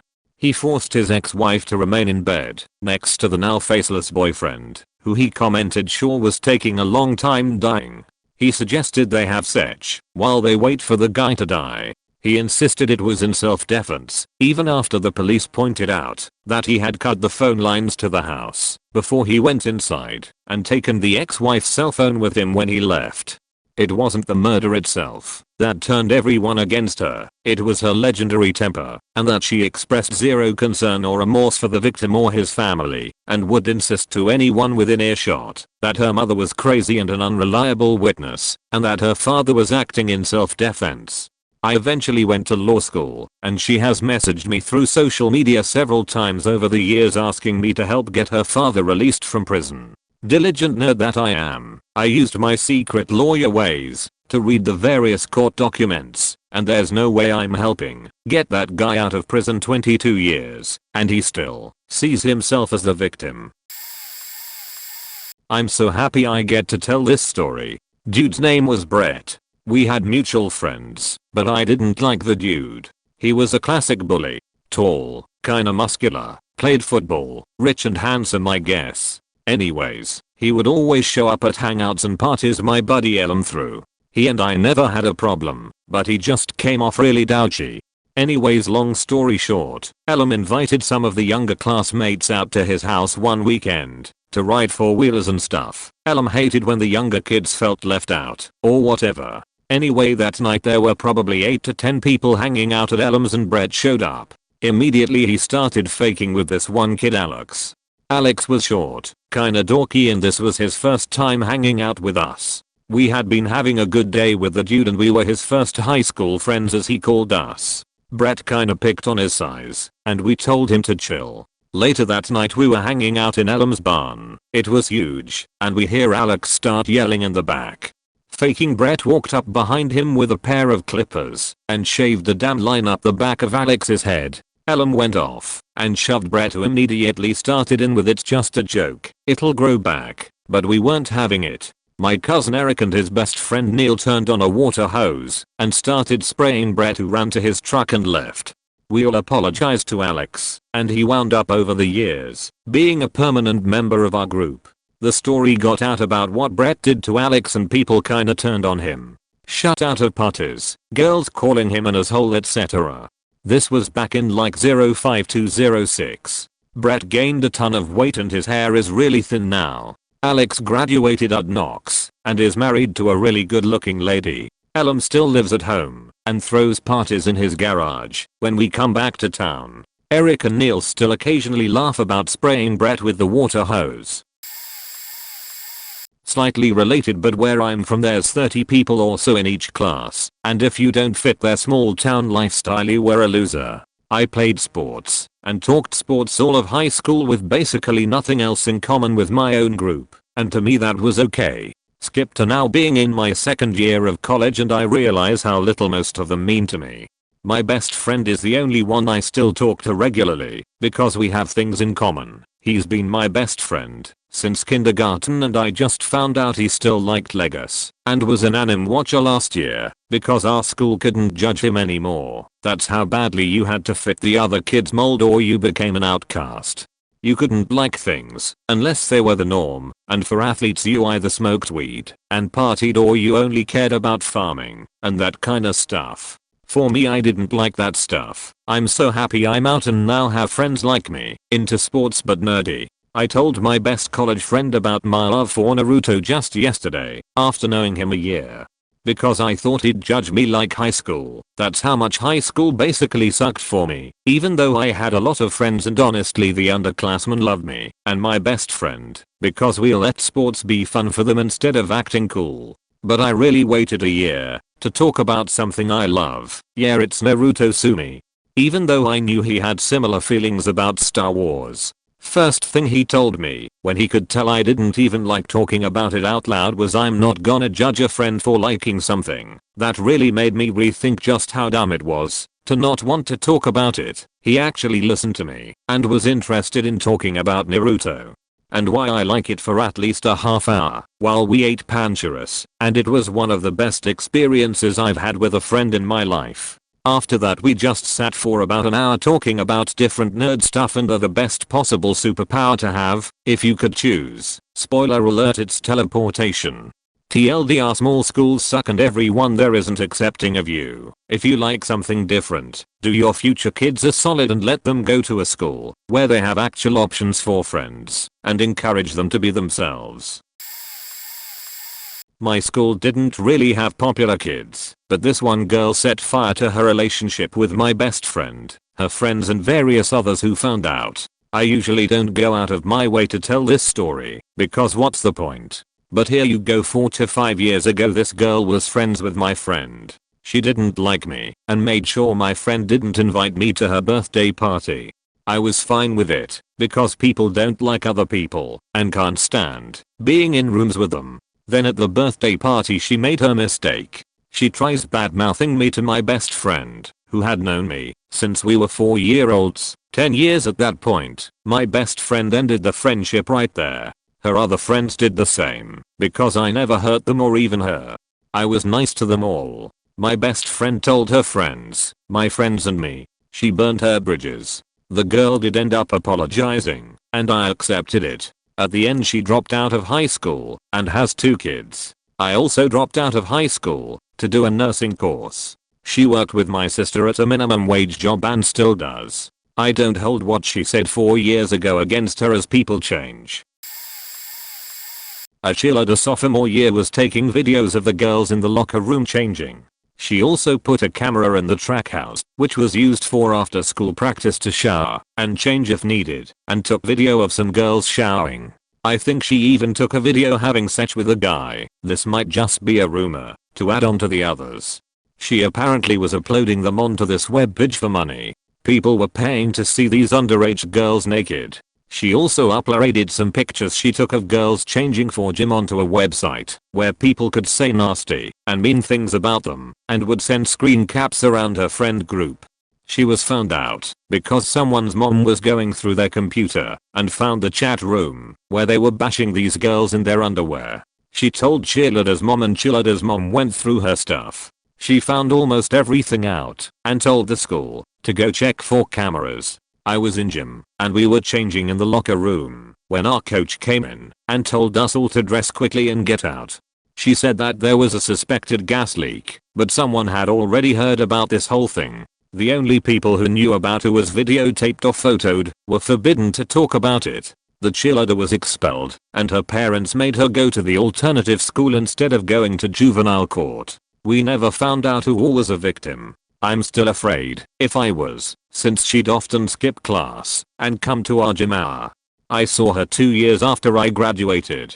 She was working at the baseball field in our town. She tried to apologize because she bullied me throughout elementary school and junior high, but I told her I didn't associate with perverts. Someone had said she's even on the sex offenders list, but that could be a rumor too. After she was expelled no one spoke of her. It was like she fell off the face of the earth. Oh boy, this one is an interesting story. So there was this kid at my school who was pretty popular. Let's call him Mark. He was a bit edgy, but was also charismatic, so everyone liked him. Well, one day an assembly was called for some student government bullshit, and everyone who wanted to be a candidate for the next year had to give a speech regarding what they'd do if they were elected. Mark had decided to run for student council president, and a lot of people thought his speech would be generic stuff like all the other students had talked about. He started his speech out pretty well, proclaiming how good our school was and how amazing the faculty were. Then, his speech took a dark turn. He started talking about the recent fight that had happened at school and demanded for harsher disciplinary action. He then went on to say that the fight had happened because both of the individuals that were in it were black. He calls for increased supervision and decreased privileges for minorities, and at this point one of the teachers hurriedly approaches the podium and tries to grab the mic. As the teacher is grabbing the mic, Mark screams out the only good nigger is a dead nigger and is subsequently escorted off stage by 2 other teachers. Students and teachers alike were shocked, and my friends and I were looking at each other like, did that really happen? Naturally, the crowd of students erupted with confusion and anger in our voices, and the assembly had to be cancelled since the teachers could not get us under control enough to finish the student council meeting. I later found out through a friend that Mark had a bet with his friends on who could pull off the edgiest prank at the school. I'm not really sure how what Mark did qualifies as an edgy prank, and he was a junior, so I'm not really sure why he decided to do that knowing he had at least another year at the school. All I know is that he got suspended for some time, and when he came back, nobody really talked to him besides his circle of close friends. This kid came to our school about 2 years ago, 6th grade, and he just seemed to develop into the popular, and had a friend who was a girl who most likely helped him, and as he was lonely anyway. So in 7th grade he acted like a douchebag, or at least he did to me, and I got fed up with him. He just would go around acting all friendly to the popular kids, but when he talked to me, he was a total jerk. I hated him, and he is a skinny twig, so I could beat the life out of him, but he never provoked that kind of situation, and would taunt me. So fast forward again to 8th grade. About a week ago, a big friend of mine and his friends were playing Gaga Ball. Look it up if you don't know it. And my friend takes the ball and this popular kid went over, tried getting the ball back. The other kids didn't mind and shoves my big friend into a tree and smacks his back hard, and my big friend shoves him into the dirt and says, "Say you're sorry now," and he squealed like a baby and ran away. After that day everyone saw him as a wuss and a jerk. This big friend of mine had lots of people he knew, and all I know is that the kid kind of faded out of existence and no one cares about him. It is kind of sad, but now karma is a beach. They were triplets. 2 boys and a girl. Children of divorced parents, but nonetheless well pampered. They were like mini celebrities at our school, and it kinda helped that locally speaking, their dad was well off and these kids flaunted it constantly.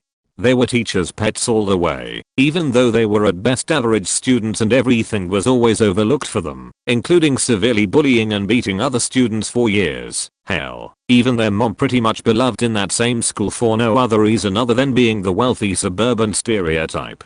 Fast forward, one of them committed suicide by jumping off a bridge and drowning due to alcohol abuse, various disputes with his family, depression, and drug addiction at age 17. Second son kinda packed away and recently moved abroad with another pair of junkies at age 24, and the daughter finished college, is unemployed, and is just kinda aimlessly drifting, drinking, and partying around with her family's money. Honestly, not only did they become outcasts, their lives became completely ruined. Worst of all, both their mother and father moved on to each have more children with other people, even though it's proven by the aforementioned that they hardly make good parent material.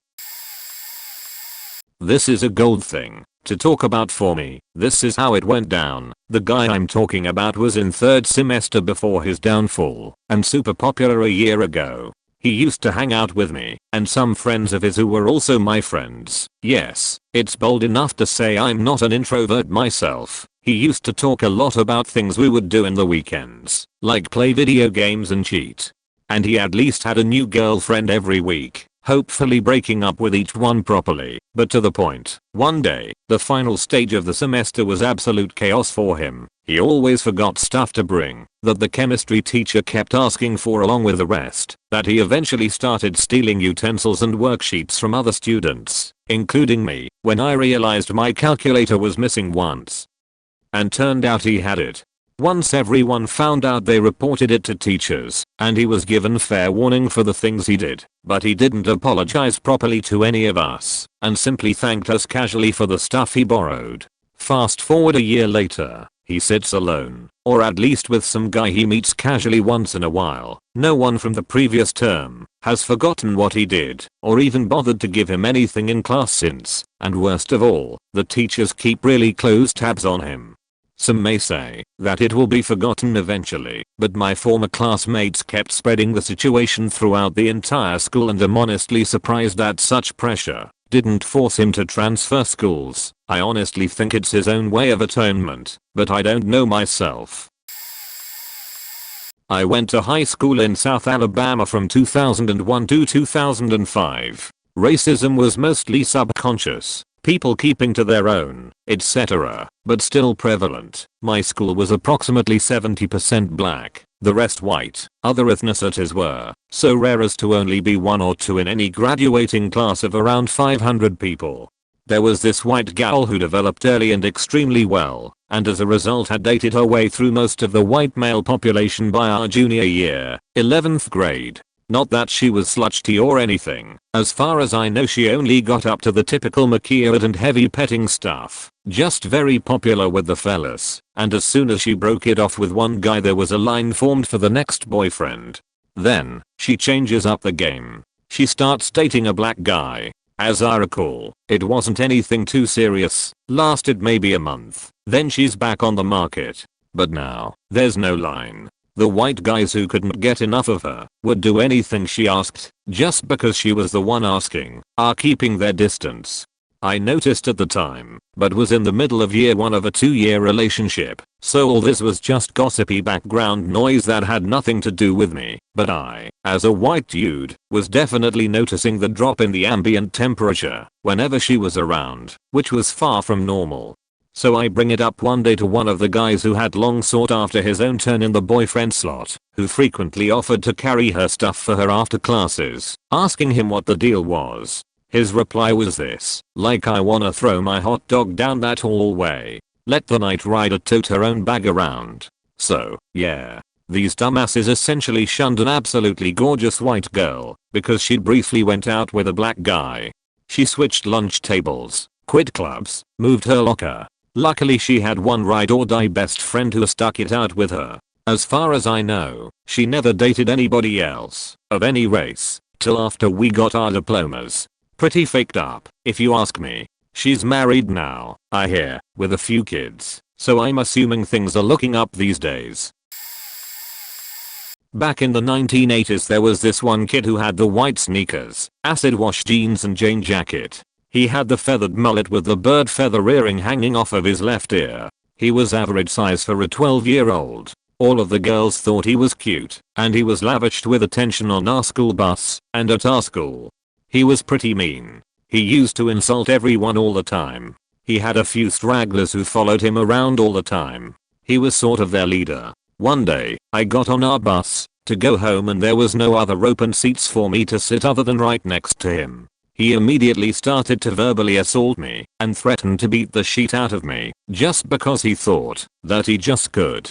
At the time, he was about 5'4" and 100 pounds, and I was like 6'0" and 150 lbs. He was trying to intimidate me in order to impress his friends. He then grabbed my hair, pulled my head back, and told me that he was going to beat my ass when we got off the bus because he didn't want me to sit next to him on the bus. He was all drooling and cocked his fist back. Our stop came, and I got up and started walking off the bus. He and a couple of his friends were laughing and already celebrating their victory as they followed me off the bus. The bus stop dropped us off in my driveway. He then put his hands up, came toward me, and punched me in the face. His punch had absolutely zero effect on me. He then stepped up and hit me 2 more times. Again his punches had zero effect on me. I then yelled, "Is that really the hardest you can punch? You punch like a pussy." He then came in to punch me again, but I blasted him 1 time square in the face and he flew back so hard that he left his feet and did a flip after he hit the ground. I'd clearly broken his nose. There was blood all over his face. His 2 buddies ran off, ditching him after they saw the blood. I grabbed his leg and dragged him into his yard as he moaned and cried and went home. A few days later, I saw him at school. He had a couple of black eyes because of the broken nose bruising all over his face. his nose totally flat. He looked at me with such fear and anger. He came up to me like he wanted to say something, but I turned around to face him and he backed away out of arm's reach. A couple of his friends came up to me and told me to stay away from him. I reminded them of what happened and how they ran away. Not too long after that, people started to realize he was a spiteful asshole. Just super negative. Nobody wants to hang around people like that. In the 9th grade, he got 2 of the local sluts pregnant. Soon after that, I think he dropped out of school and never graduated. Many years later, he sent me a friend request. His nose was still crooked and flat. This kid, M, was the best basketball, biggest sport in my culture, player in my school and the captain of our school team, just a league above everyone else. He was fast, agile, strong and have a way with the game like nobody else did. Extremely talented and good looking. He did have some anger management issues and would often lash out at opponents and teammates. He wasn't the best academically and would hang out with the wrong crowd in and out of school. Overall, he was one of the most popular kids in school. Girls adored him, guys feared him, and want to be like him. Once a year, our school would organize inter-class matches. You would form a team with students of your class and we would play against other classes of our seniority. We had about 15 classes back then, but not every class would have enough players to form a team. We usually have about 8 teams on average that end up participating. This type of matches are opportunities for those of us who are not good enough for school team, have the chance to be on the court and play a full game. The whole school would watch all the matches and cheer the players on. During one of the games, M's class was up against 3 of his other teammates that were in other class. M was good, but he was still up against 3 of his teammates that he often play with against other schools. Game got intense and physical. M was getting desperate, aggressive, verbal and started committing fouls. He was finally fouled out of the game with 5 minutes left. M let out the biggest backward fack with all the strength he could gather, chucked the ball away from the court, punched one of his teammate, and stormed off the court. Pin drop silence for the next 5 seconds. Ball hit the vice principal's car side mirror and broke it. The court shaded, but had no walls. It was next to the parking lot with a fence in between. Guy instantly became the outcast of our school. Everyone started isolating him. He was kicked out of the school basketball team, and academically got worse. The only friends he had were bad companies out of school that were years older. Last I heard he was on drugs and was stuck at a dead-end job. His kid brother died. I went to middle school and the first 2 years of high school in the middle of nowhere. That happened to be an hour away from a decent sized city and there was a lake. So some people lived around there and commuted to the big city. A ton more do now as the city has gotten much bigger. A family moved in from the Netherlands and the dad commuted down to the big city. Otherwise there would really be no reason for a foreign family to move to now Erisville. The older kid was pretty popular at school because he was a nice kid and foreign, so was really interesting. There might have been one other foreign family around at most, so people were interested in him. Again, super nice kid. We hung out a decent amount as we lived on the same street, pretty popular. And then one day his younger brother fell in the lake and couldn't get out. I think he was kind of trapped between the dock and the boat or something.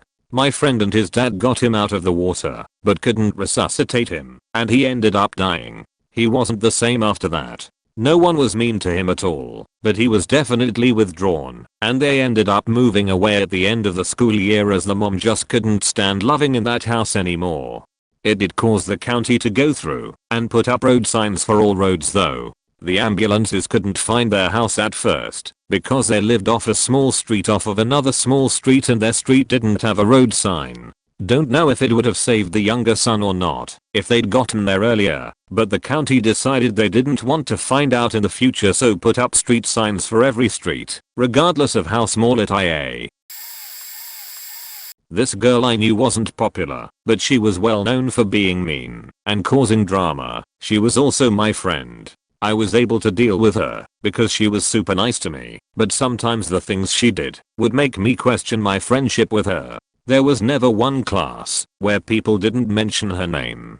Well, a video had comes out of her singing a Nicki Minaj song. The song had the N-word in it, and she actually sang it. She's white by the way. I didn't hear the rumor. I heard people talking about her, but never got the full details until I talked with her. When she first tells me about the story, she forgets to tell me the most important detail of the story, that she said that N-word.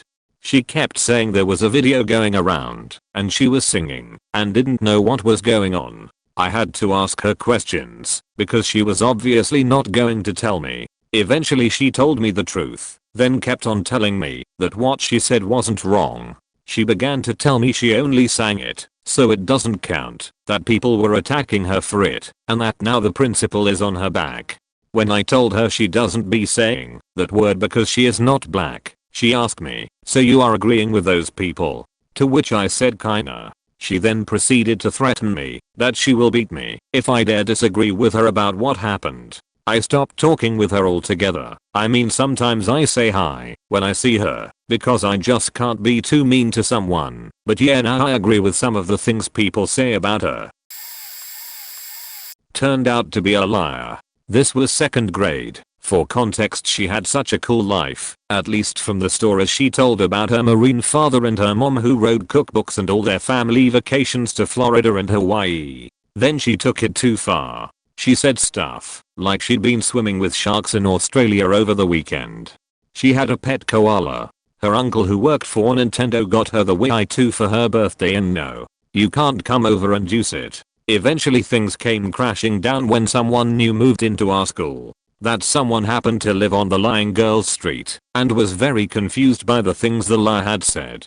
Turns out, her father was a mailman, and her mom didn't do much besides keep house and some charity for the church. She's never been out of the state, let alone to Australia, and she only had a pet goldfish. Suddenly no one wanted to hang out with her and her crazy lies anymore, so she turned vicious and tried to spread nasty rumors about people. She told teachers blatant lies about people hitting her, stealing from her, and other nasty stuff. Luckily they were savvy, and she got a talking to by the priest, Catholic school, about the son of lying. The other kids though, they believed some of her shit, before the priest cleared things up, and especially what she said about me. I have no idea what it was, since no one would tell me, but I lost all my friends, but one that year. Fuck you, Hannah. Sadly I was the cool kid that became the outcast. When I was a kid I was bullied relentlessly, but when middle school came around, bullying wasn't cool anymore. People started to actually get to know me for who I was, and I became popular real fast. Finally happy with having friends, I devoted my life to making sure everyone knew they were loved. I baked birthday cakes and would bring them to school for my friends. Draw everyone pretty pictures.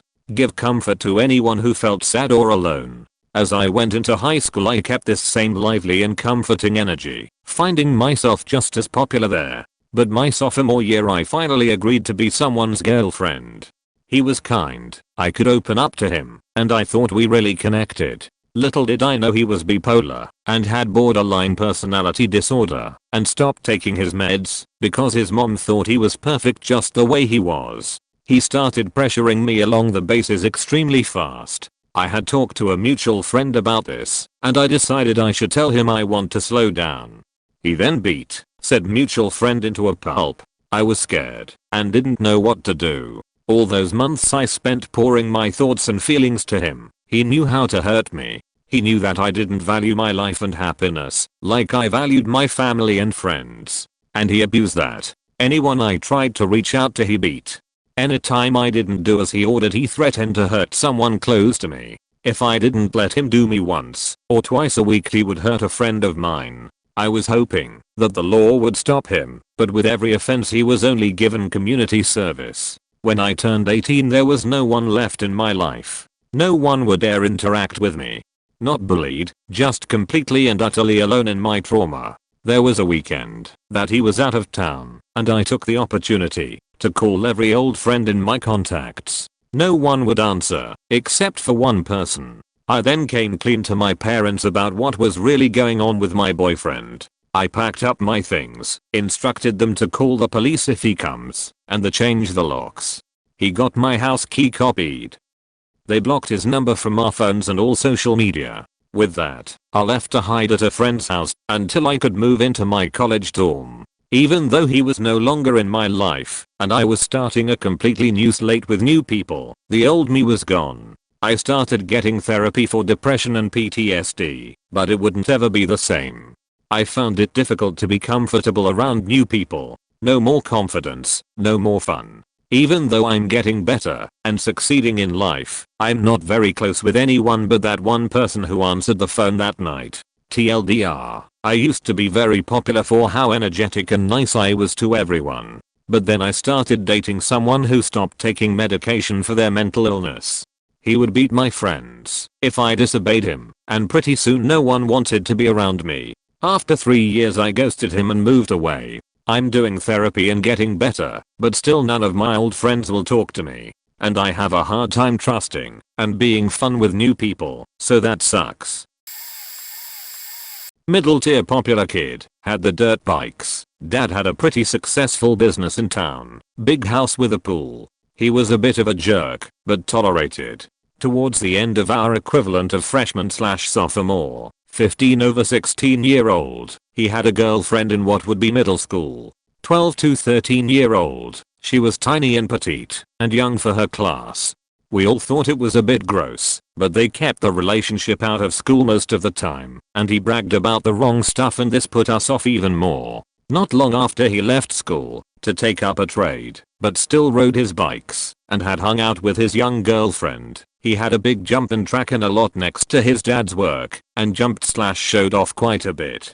One day after school, the heli evac flew into and out of town very quickly. No one really knew why until the next day. Turned out he was jumping his bike back and forth, and the girlfriend ran across the landing area at the wrong time. He jumped and landed, hitting her square in the head with the handlebar of the motorbike, blowing her skull apart, breaking many bones, and doing irreparable damage. She was in and out of hospital for years, and as much as I know still suffers today. I believe there was a court case and a settlement, and ongoing troubles within his family. He just ghosted town, worked a few towns over, but was very quiet. He touched base with me when Facebook blew up, but has dropped off even that. I'm sure he still beats himself up about it. This was 5th grade. I had a reputation for being super nice and polite and pretty much a good guy. I was not popular, but well liked by my class. I was also built like a brick wall, 5 feet 8, easily 130 pounds, and I carried bags of feed for my grandma. No, I wasn't a saint, I had flaws. Anyways, some kids had made it a game to jump on my back and try to choke me or ride me until I fell. Fighting games were real popular, and I mostly didn't mind. I threw them to the ground and body slammed them and everyone would laugh. A smaller guy who was like the pretty boy and popular and full of himself tried it one day. I flipped him easy, but didn't slam him because I was concerned it might hurt him. People laughed. He marched off angry, I guess, but I didn't know that.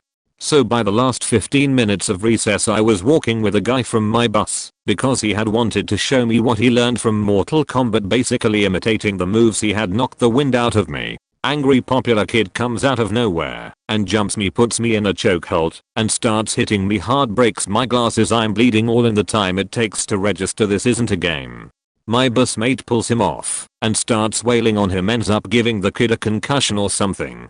Anyway, dust settles, school and parents are angry, and after it gets shaken out my busmate is kicked out, and I'm threatened with detention for allowing this game to happen, and because I started it by throwing him off of me.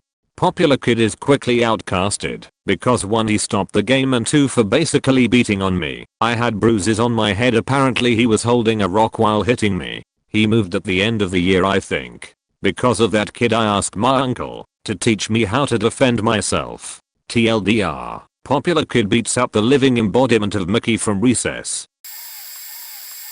Dude I knew from the daily ritual of magic, the gathering at lunch, had a super popular preppy older sister who used to give us shit for being nerds. Then she came out as gay, along with her girl friend. Turns out her friend group took this as the chance to kick out the queen bee and have someone else crowned, so they all mocked both the girls mercilessly. Her brother invited them, the couple, to hang with us, because despite the mockery she's his sister, and he had her back. She was still convinced she was going to regain her former status though, and immediately, and cruelly, turned down his offer. Her girlfriend immediately realized she was a cold-hearted bitch and broke it off. She flips out, tells the girlfriend she was never really gay and was just pretending in order to out her and expose the fact she was a lesbian. Needless to say, she had precisely 0 friends after that. This was close to her graduation, so she stuck it out for the last few weeks, turned up to the formal ACA prom, wasted and abusing random people. Cops were called because this was a private function hall with staff who didn't like the idea of a drunk, possibly underage, abusive, screaming girl outside their venue. She was arrested for disorderly conduct or some such, resisting arrest and assaulting a cop. It was a hell of a thing to watch. I found out later the assault was dropped, but she had to take a plea deal for the other charges and did community service. So this kid joined in the middle of the year after winter break. His old school was a boarding school in England. The whole class is like 14-year-old. He's 14. He was popular in the beginning and everyone liked him. From where I'm from, housing is super expensive. He lives in a luxury apartment worth the equivalent of $8 million US. This kid writes using a Mont Blanc and used to wear Guxy and Supreme. He was pretty good looking and is a nice person who's easy to talk to. However, he messed up. Partly as a joke, he asked out the most popular girl on Valentine's. In the following next week he said a ton of pervy and messed up stuff about her and stalked her through the internet. A frick ton of screenshots were taken and he was ruined. She immigrated to Canada. She was going to leave anyway, didn't have anything to do with him, in the summer. Now it's September and we've had school for a month already. He's still excluded from basically everything. This prick bullies him to gain attention. Anyway, he has a gaming PC with really high specs. He loves Minecraft the most. Recently the year made a server and invited like 40 people, but excluded him only. I tried adding him, but the prick kid hates him so I couldn't. Anyway, tons of people nag him for PCs and money and he's bullied and annoyed by quite a few people, especially that prick. Wish he has a better life soon. He's changed but no one accepts him. Forgive me for mobile format. When I was in 9th grade I got bullied hard by this one kid at the alternative school, who was only a year older than me. I went to the main regular high school so it wasn't worried about it, because I only ever saw him on the bus, ride to and from school. Well, I have ADHD and don't cope with a classroom well at all, so I ended up going to the alternative school since I was so far behind in credits. Well, guess who was there? Mr. Butthole himself. After massive bullying from this one kid I ended up dropping out in junior year and getting my jet just a month later. Many years later, after going from the shy cornered kid to the married man with a little girl, I changed outlet. Put on some muscle mass, developed confidence, and started working outlet. Fac bills. Well, I landed my current job with a frozen storage facility in my hometown and have been there for about 2 years. So about 8 months after starting I started considering other opportunities and decided to become a supervisor with this current company. Lo and behold, 4ish months ago Mr. Butthole's name comes up in an interview as a new hire. Okay, people can change, let's give him a shot, and with the right motivation, could prove a valuable team member. No faking man, was I wrong. This guy was crashing on the job for hour-long periods. After 2 months he gets fired. I just saw his mugshot on the county booking roster for possession amongst multiple other charges. He's going to prison as he was already on parole. Ask anyone about him now, and he went from hero in high school to scum in only 5 years. There was a group of 5 or 6 girls when I was in high school. We live in a small community and they were very popular even in other schools. One day, one of them told his dad she was going to the convenience store a block away from their house and then come back. She didn't make it home after that. The next day, their family received a call from a kidnapper saying they have her and asking for money to let her go. Their parents were worried crazy, losing their minds, the whole community in shock, people organizing praying groups to pray for her safety, and all the stuff you would imagine in a situation like that. Their parents go to turn the money in at the place and time the kidnapper asked, but they never showed. So obviously everyone assumed the worst. 3 days go by and the girl comes back home. Turns out she just went to a really huge party in another town, knew her parents wouldn't have let her go, and decided to fake her kidnapping. So the word spread really quickly, and people at school were not having it. Her friends literally stopped talking to her, and she started eating all on her own at lunchtime cause no one wanted to sit with her. Edit. Kidnappings are a really common thing in my country, like really common. So their parents, or anyone for that matter, never thought that it could be fake. Mouthful. I knew this guy that went to my HS, and he was great. He helped out with kids that were struggling with classes after school, help with the fundraisers. Just I don't know, a cool guy. Second year after everyone gets back from summer break, there's a video circulating around school of him shooting a cat that was trying to run away from him across a frozen river with a BB gun. And him not talking like plastic pellets, this was a metal BB gas powered BB gun. If you have ever been shot by one, you know the sheet hurts like hell. Can easily break skin. The video was sheety quality because someone filmed it on the phone with another phone. I don't know why this was back in 2009. But everyone noticed the hat he'd always wear. Tampa Bay Buccaneers logo on the side sheet changed so quick. People were pissed and everyone started avoiding him. People were talking saying the dude's a psycho and he doesn't seem to be who he cracks up to be. Turns out dude shoots animals on the regular. Even kills them. How did I find out about this? His sane little brother says there's always been something wrong with him. Eventually he started getting beat up. Cornered. TBH, I couldn't feel bad. Then one day poof, gone. Never saw him again. I'd assume he's in prison or out in the woods somewhere dissecting animals or some crazy shit. She was caught stealing from her friends. There was a group of about 10 girls I went to high school with. Things kept mysteriously going missing within this friendship group every time they were together. It went on for years. Everyone in the group had their suspicions about this one particular girl. Eventually, one of the other girls decided to officially get to the bottom of it and out her to everyone. She invited them all to her house to spend the night and got them to leave their stuff in her bedroom on arrival. She got everyone out of the room and turned her webcam on and faced it to where everyone's things were. Apparently the girl was filmed going through each bag one by one, stealing cash and various items. Once she'd seen the footage, she decided to prepare drinks and snacks and get everyone to sit down in the lounge and watch a backquote movie. She then proceeded to play the footage for everyone, including the thief. She seriously set her up so well and completely cornered her. It was brutal but justified. Apparently she'd stolen thousands of pounds worth of stuff from her friends over the years plus cash. Thief dropped out of school, was never spoken to again by any of her friends, and fell off the face of the earth.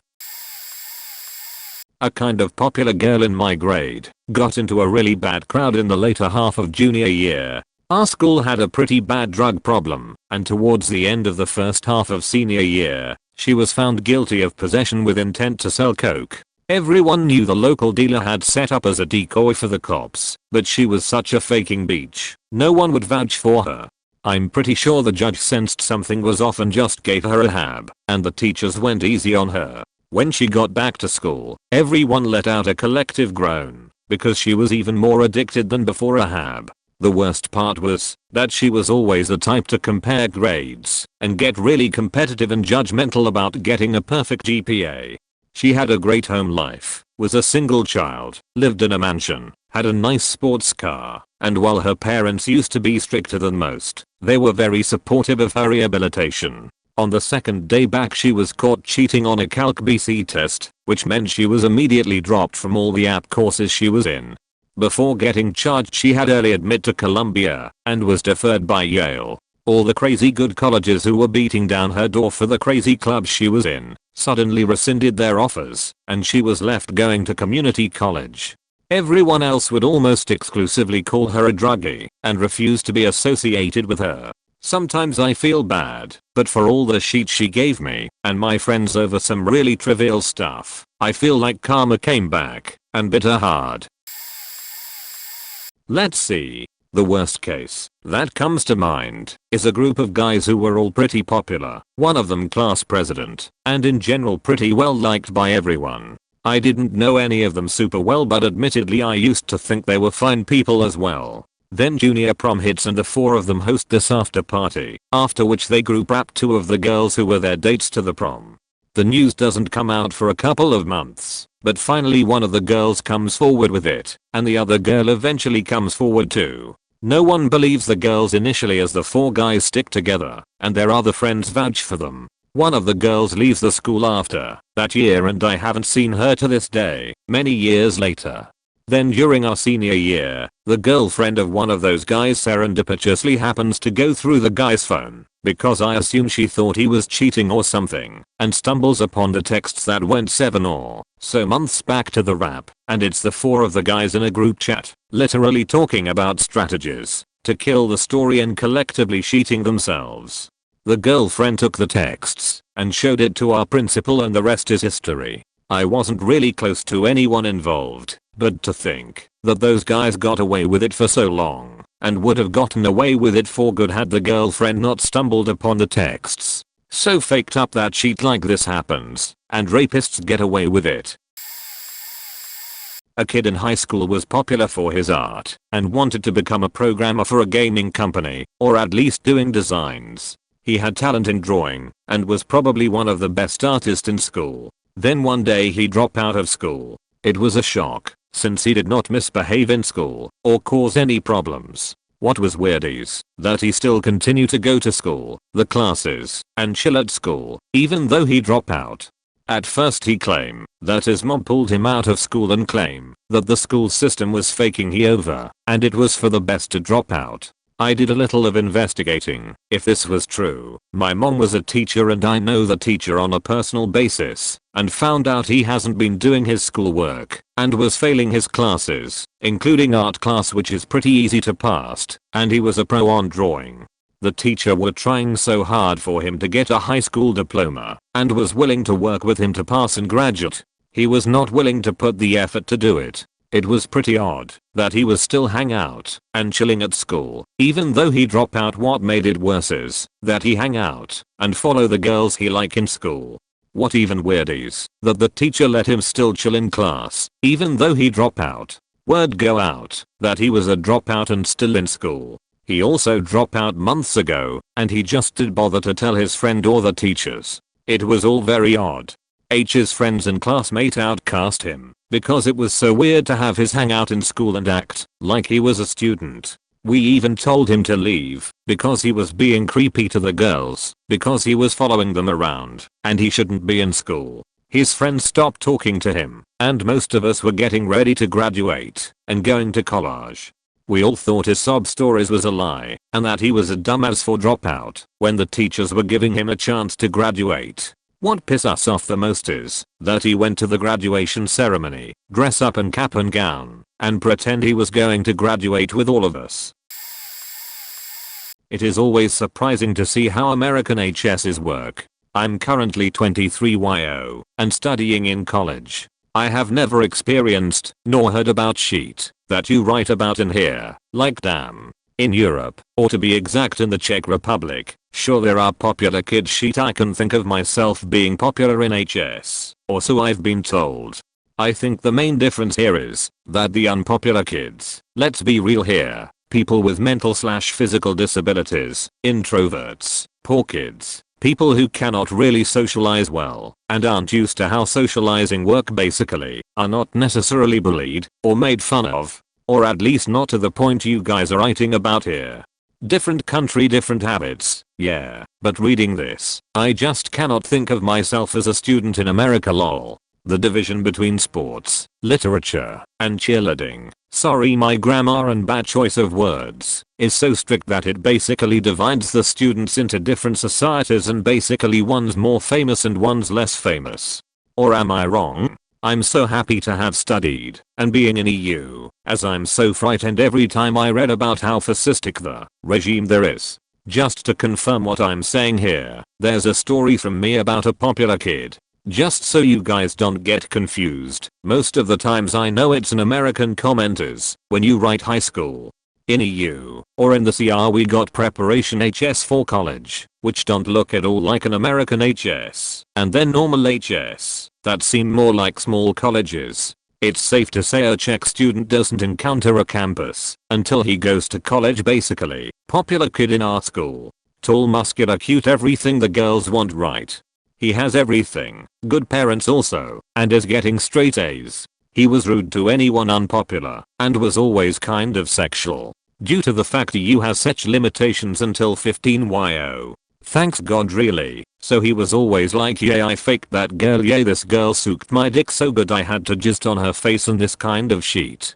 Well, it turned out he did an oopsie when hitting on a popular girl. After a while she actually slept with him, mentioned, all around the school, how bad he was at sex, and how he must have made everything up, because he was not experienced at all. This all is still kind of okay, right? A person wouldn't just change schools for this matter. Well, the girl also took a picture of his pee-pee when they finished, and he was asleep. It was really tiny. The picture was reserved for girls only, and even though the girl wasn't a cunt, and didn't send the picture all over the school, everybody just knew. He was on his last year, senior year, so he didn't change schools, but damn was he silent, and not socializing from that point on. Compared to our stories it's kind of whack, but still makes me laugh up to this point. Guy who was bragging about his dick slapping girls' faces, and how he couldn't fit in some girls get totally destroyed by his own mistake. Okay, this story is not as interesting as most of the stories here, but it happened pretty recently, so here goes. He is always a really popular guy and a model student, or at least that's the mask he put on, but apparently he has a really bad problem of asking money from people, and he would swear that he would return it, but it never happens. Anyways, he went on doing his shenanigans for years and never really got called out until like a month back when he asked me about $5,000 cause of a personal reason. Now I asked him about what his personal reason was, but he never said anything. After pestering him for weeks cause I'm not going to give anyone that much money unless I know the reason to, he finally said that it was for some family member's operation cause his parents didn't have enough money and he was collecting money for that. So as a normal human being I felt bad and my friends and I gave him about $5,000 each. Little did we know that piece of shit said the same thing to most of the other students, and later we found out that he didn't have any family member that needed any operation. Instead he was using that money to buy alcohol and clothes for himself. Later on most of our class went to his parents and talked about this matter, and they never even knew that he was doing this for the past few years. The teachers got involved and he was made to return all the money that he took from us, and also his school head boy badge was taken, and now let's just say not even the unpopular students talk to him. There was this guy duo in my middle school who were a bully to everyone. Let's call them Abe and Andres. Abe was the type of bully who was straight up an asshole and physically aggressive to pretty much everyone, especially to the girls for some reason. The popular kids kept him around so they don't get beaten up. Riz on the other hand was an absolute ass kisser of Abe. He pretty much followed him everywhere he goes and picked up few of Abe's behavior himself. One day, as I was exiting the faculty office, me and few other students heard a really loud crack and laughter coming from the hallway. We went there and saw Abe was laughing real hard by the opened window, face all red, while looking down and pointing to the basketball yard just outside.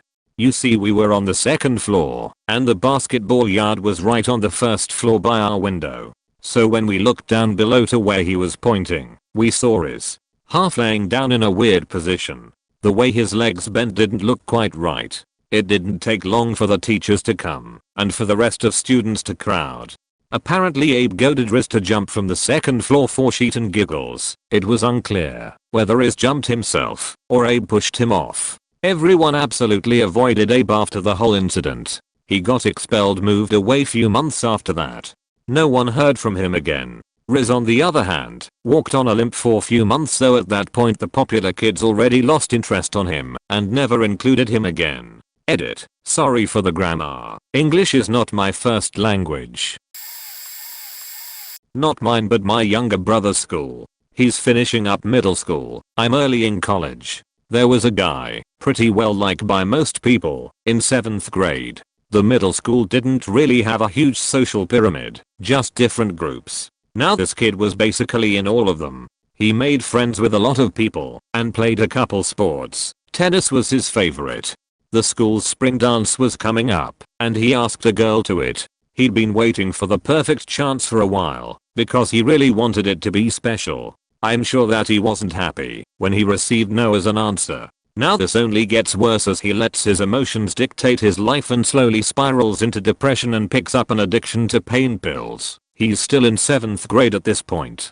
One day, May 25, 2018, he finally snapped and brought 2 small pistols to school. His main target was the girl, but he really just wanted to go for mass chaos. He brought the guns into his science class, the one he and the girl had together, and when she was up talking to the teacher he left to go to the restroom. He grabbed the guns from his locker, went back to the room and quickly opened fire. The girl took around 7 bullets and the teacher took around 3 before he jumped up and hit the shooter in the head with a basketball that was next to his desk. The kid is now in a mental hospital and goes between it and juvie. He wasn't tried as an adult because no one died. She wasn't necessarily popular, but she was pretty well known and generally liked. Good kid that meant well, but that quickly went south when she started hanging out with the wrong crowd. People that unfortunately validated a lot of bad stereotypes. Now A could be as dumb as rocks sometimes, but she wasn't that stupid. At least not until she joined that clique. She was always gullible though, and known to agree to poor decisions if she was egged on. And egged on A was. One day I came into school and a mutual friend, B, pulled me aside during gym and told me about what happened the day before after school got out. B went for a walk in a public park and spotted her and the clique in a not so discreet clearing just past some bushes. It's a spot known for hookups and drug deals. B figured she'd stick around in case it was something shady and the cops needed to be involved. She hung back where she could see them, but they couldn't see her and listened in. The group bet A to suck off her dog, who was present at the time, for $20. B stood there frozen in horror and shock as A got down and blew her dog. And I don't mean a quick few seconds. I went for it until the dog finished. It didn't take long, but seeing something like that is an eternity of life-scarring imagery, no matter how long it lasts. B at some point made a noise and they noticed her there, but had no idea how long she'd been there or what she saw. B was so distraught by the whole thing that she had told someone else before me, and that someone told another person and the rumor train started. B initially told the story to me 3rd period, so around 11 AM, and by 9th, close to 2 PM, I had heard it from at least 20 other people with some minor iterations. Everybody knew by the end of the day. I'm pretty sure teachers had even caught wind of it. Her and I shared 9th period together, and the girl was distraught and close to the brink of tears. She asked me if I had heard, and I tried to soften the blow by saying I knew something had happened, but not her experience of the events. She felt the need to defend herself, so naturally I thought she was going to tell me the whole thing was a lie. She did not. She confirmed the whole story. She was very much sober and in a clear state of mind when she blew her dog. She just wanted to clarify that she did it for $20 in Chinese food. Out of morbid curiosity, I asked why she did it. She gave a long run around trying to justify it, but the gist of it was $20 is $20. She was hungry and the walk home was 30 minutes minimum, and her dog seemed to enjoy it.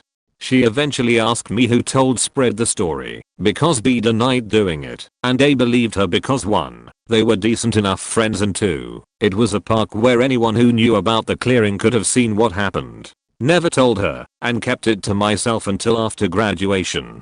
Her reputation was forever tainted by the whole thing, and instead of ditching that clique, who thought the whole thing was hilarious, but felt a little bad, A was upset, she doubled down, and stuck with them through the rest of high school. Her grades dropped, she ditched class frequently, she'd show up high or hungover, she'd gotten herself into a bunch of other situations that blew up. Not to that degree, but yikes, and leaned into the other rumors. She was still sweet at heart, but after that year I didn't really see her much apart from the hallways and sometimes lunch or gym. If she decided to show up, no idea where she is now. My high school was an assortment of different types of popular kids. A lot of the sports players I knew are working manual labor, nothing wrong with that, or are addicted to drugs, or have kids. The guys that were wrestlers are really the ones that are struggling. Story 1. In high school though there was this one guy. He had the beautiful / hot girl of the school, was a good fighter, and an overall friendly guy. Everyone that knew him generally liked him. Personally didn't care to know him or know him at all really. This popular guy had a best friend. His best friend in high school was the kind of person everyone knew deep down was gay. Also nothing wrong with that. Nobody said anything, but you just knew. Well, popular guy never believed his best friend was gay and would stick up to anyone who did happen to say anything for messing with him. His best friend, who everyone knew was gay, never really said anything about it. One day we are in the hallway and his said best friend came out to him and admitted he had a big crush on him their whole lives. Friendship ruined because friendly guy beat him up after that. Friendly guy graduated and knocked his hot girl up and is now a pro boxer / fighter for a little place in my state called Rough and Rowdy. Don't know what is up with him now, it has been years. I don't know what happened to his best friend either, but I hope he is doing well. I did know his now ex-best friend and the guy was funny, nice, and an overall good human being. It's sad to think you can go all your life growing up someone and all it takes is a different sexual attraction to ruin all those good memories. Story 2. In high school we had this one wrestler who was the class clown and just did stupid shit. When he got popular with the rest of the wrestlers his attitude changed. His stupid funny sheet became I'm cool and the popular guys think I'm funny stupid sheet. He started to pick on a lot of other people, say terrible things. We had this one guy in class who everyone thought was gay but me, that the wrestler would just constantly pick on every morning. Well, nice guy let it slide all the time. Years later nice guy moved away to England to stay with his girlfriend, whom he is still with, and wrestler goes into manual labor and is now on drugs. Story 3. There were 4 really popular girls at my high school. One had a perfect life going, but in all fairness she was a really nice popular girl. She had a law-enforced boyfriend, a good house and truck, etc. Well, lawful boyfriend left her for a girl that is way more down to earth that everyone called a hoe in high school. Another girl is now a really pretty MILF, but she never really left the high school phase. Another girl who everyone wanted has now gained a lot of weight. Disclaimer, I'm all for thick girls and doesn't really do anything. I'm pretty sure her husband and her divorced. The one that tops it all was the real beach in high school though. She threw a fit one year because a girl took her spot as class president and I became vice president. Literally a position no one cares about in high school. She told of everyone that the girl who took her place would never make a good prom happened. She had a lot of popularity from freshman to junior year. Then all the kids that got made fun of in my high school or who were nobodies did. On the day everyone voted for our president, who by the way has graduated, has a nice guy, a good job, and is faking hell of a kickboxer.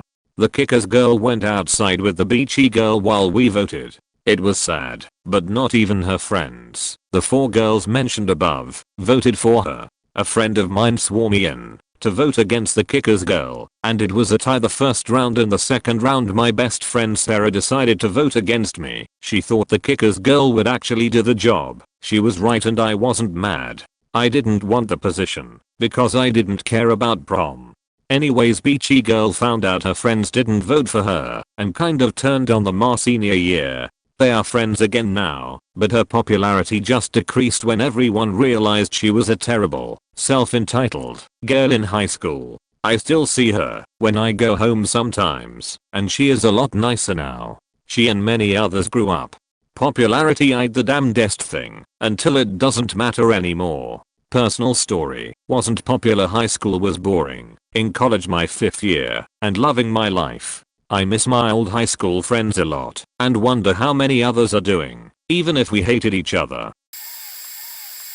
TLDR, all the popular kids turned against me after I exposed one of them for begging me for my nudes despite me constantly saying no. Then I became the outcast. I became friends with some of the popular kids through band. In a way, I became one of the popular kids, and I was never a popular person, so this was surprising to me. During senior year I was depressed, and my version of self-medicating was sending nudes. Don't judge me, this was years ago, and I still beat myself up over it. Nobody ever really looked down on me, or started rumors about me or anything like that for doing so. That changed when one of them pissed me off. At the very end of senior year I got a boyfriend, and I was very excited. I told Twitter about it, and one of the popular guys I was friends with asked me for nudes again. He followed me on Twitter, so I just reminded him that I had a boyfriend and I wasn't going to send him anything. He kept going on and on about how he wanted nudes from me, and I ignored it until he said just one more for old time's sake, and for some reason that struck a chord in me.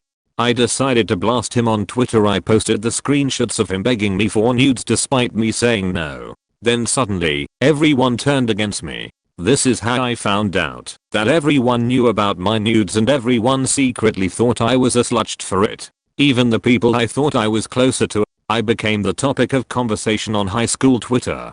Everyone calling me a slut and a thought and whatnot. People were making cruel jokes that made me realize that they were making fun of the pictures and videos I sent. All the attention I got was fake and aroused to get me to send more nudes to make fun of. More people had seen them than I thought too. People I didn't even know came out of the woodworks to join in. There was even a faking hashtag. The guy begging for my nudes told me to take the screenshots down because he was just joking, and the girl he liked saw the screenshots and got mad at him about it. He also told me that parents are involved now, but I never saw any evidence of that. I lost almost all the people I thought were my friends. I'm only friendly with one of them now. He was the person I felt I had the most real friendship with. When all of this happened he stayed quiet, but he favorited a few tweets, so I knew he was watching, but never said anything. I think he ended up apologizing a few months later. The guy who was begging for my nudes and I are for some reason friends on Facebook. The other day he liked a picture of myself that I posted 3 months ago. Seeing that notification threw me off and reminded me of a lot of feelings I thought I had forgotten. I still have memories of what people said and did to me that I desperately want to forget. I get genuinely mad at myself for it and so embarrassed in my own head that I just want to cry. It was a bad time lol. She had sex with one of the popular guys at a party, and when she got caught coming home late by her parents, said she was raped and named the guy. If it matters, this was in 2007. It soon came out that she made the whole thing up and he didn't get in trouble. Basically all of the kids in that friend group in high school totally blackballed her. That was freshman year of high school. Fast forward a couple years and she's friends with some girls in my own group of friends. I hadn't hung out with her before and honestly she was pretty cool. None of us were thinking about what she did freshman year. She made a mistake. Whatever. Senior prom happens, and we're at an after party. Everyone's having a good time. She tells a genuinely nice guy that she made him, like straight up Regina George style. She said the only reason he made all these friends was because she had a crush on him a couple years ago when she went to homecoming with him, then left him to go make out with her ex-boyfriend. People obviously knew it was bullshit, cause that guy was the best and that's why we hung out with him. But whatever, it's prom and she was drunk. People got over it. Now it's sophomore year of college and my friend group is still pretty tight. We all take a trip to this girl's lake house and one of my more introverted friends comes with us. He didn't know everyone there, but a number of people came up telling me how funny he was and we should bring him around more often. She's talking to a few people, he wasn't around, and starts saying that he's kind of a waste of space, which is a pretty shitty thing to say. A couple of our friends got really upset about it. She got defensive and wouldn't back down. Ended up in a big argument that kind of ruined the trip. Meanwhile I'm pretty sure my quiet friend heard about T because it was really hard to get him to come out to parties with us after that. This was the point when I actively decided I wouldn't be friends with her anymore. Some people got over it somehow and hung out with her more, and by a couple years later she had grown apart and didn't really come around anymore. I think she's just a self-centered person and it's less about forgiving her at this point and more just recognizing that's just who she was. Pretty sure she just got married, so good luck to her I guess. In 8th grade I was one of the popular kids at school. That is, until I decided to make out with a boy that was supposedly my boyfriend. It was Halloween 1992, I went trick or treating with my best friend, her boyfriend and my little boyfriend. We were all 12 and 13. We went to the park, and I had my first kiss. It was hot and heavy, hormone city, and I let my boyfriend touch my boobs. Fast forward to a few days after, all of a sudden, everyone in my 8th grade class shunned me. I went to a small Christian school, so there were only 30 kids in 8th grade, and I had been in school with these kids since kindergarten. That turned out to be the worst year of my life to date. All my friends refused to speak to me. They would whisper and snicker when I walked by, and I never understood or knew what had happened. I used to go home crying every day and contemplated suicide many times. Teenage girls are dramatic as fuck. Fast forward to 2007/2008. The boy that I kissed that night found me on MySpace. We chatted, happy to be back in touch, and he invited me out to drinks at a nice restaurant by the beach. We had a cool little date. It was more of a friendly reconnect than a sexy date. At the end of the date he walked me to my car and says, "I have something I want to tell you. I've been feeling bad about this for years and I want to apologize about something I did." At this point, I'm completely confused and have no idea where he's going with this sudden airing of his dirty laundry. He says to me, "Do you remember 8th grade? I know why everyone stopped talking to you. It was my fault. I said something to Brian, his best friend back then, that I should have never told him." He went on to tell me that after we made out, he and Brian went home. They lived across the street from each other. He told Brian that we made out and he touched my boobs. During that conversation, he told Brian that when he touched them, I didn't have any nipples. Apparently, Brian ran with this information and basically told the entire 8th grade class that I was without nipples, which led to me being socially outcast for the rest of the year. Upon hearing this confession, I could do nothing but burst into a fit of giggles. Mainly because of how ridiculous 8th graders are, but also because I was happy to finally have an answer to one of my life's mysteries. TLDR, I was popular, then got shunned by my entire 8th grade class because of a rumor that I didn't have nipples. Rap and drugs? Not really the popular kid, but it was pretty hush hush. The adults did a good job keeping things under wraps. Some context: I went to a very cool magnet high school in the valley. It was for the outcasts, creative types. We had no jocks or popular girls, although the theater kids did try, lol, but we always took them with a grain of salt, but no real bullies. Honestly, it was like High School Musical. At lunch people would break out into song and dance. Super awkward always. Anyways, everyone pretty much had respect for everyone, so gossiping wasn't really a thing. Well, it's still high school, lol. But there were murmurs of this couple. The girl told her friends and they confirmed to her that abuse had happened to her. Because we were kids, and what do we know about mental/sexual abuse at that age? But she really was made to feel very uncomfortable, and apparently he was on drugs. She never knew what kind, but she had implied it. So everyone avoided the kid like the plague, because nothing could be truly confirmed. So people were scared of him/just didn't want to get involved. Teachers got involved after a while, because I think someone must have said something. He started telling people that she lied, or the situation was misunderstood, and said she was crazy, and broke up with her. So everyone avoided her cause same reasons and too much drama. They apparently were on and off for a while, and complained about one another, or would try to make the other jealous by getting in different relationships. The last thing I heard was that one or both of them got into physical altercations with the other, and would beat each other up. Super toxic. Honestly, they would use their friends as leverage when arguing. Eventually everyone avoided them both till he left the school. Nothing was confirmed or denied. No one knew if he was kicked out for that stuff, or he left of his own will, but like I said, it was a different school. If you can't keep the high grade point average consistently throughout all your classes, you will get kicked out. So that also could have happened. It was common.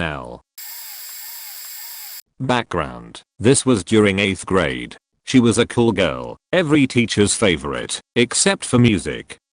I was. Some of us didn't like her because of that. She looked so innocent, but everyone in her family was annoying to, so the apple doesn't fall far from the tree. She got the spotlight when schools did the walkout for Parkland.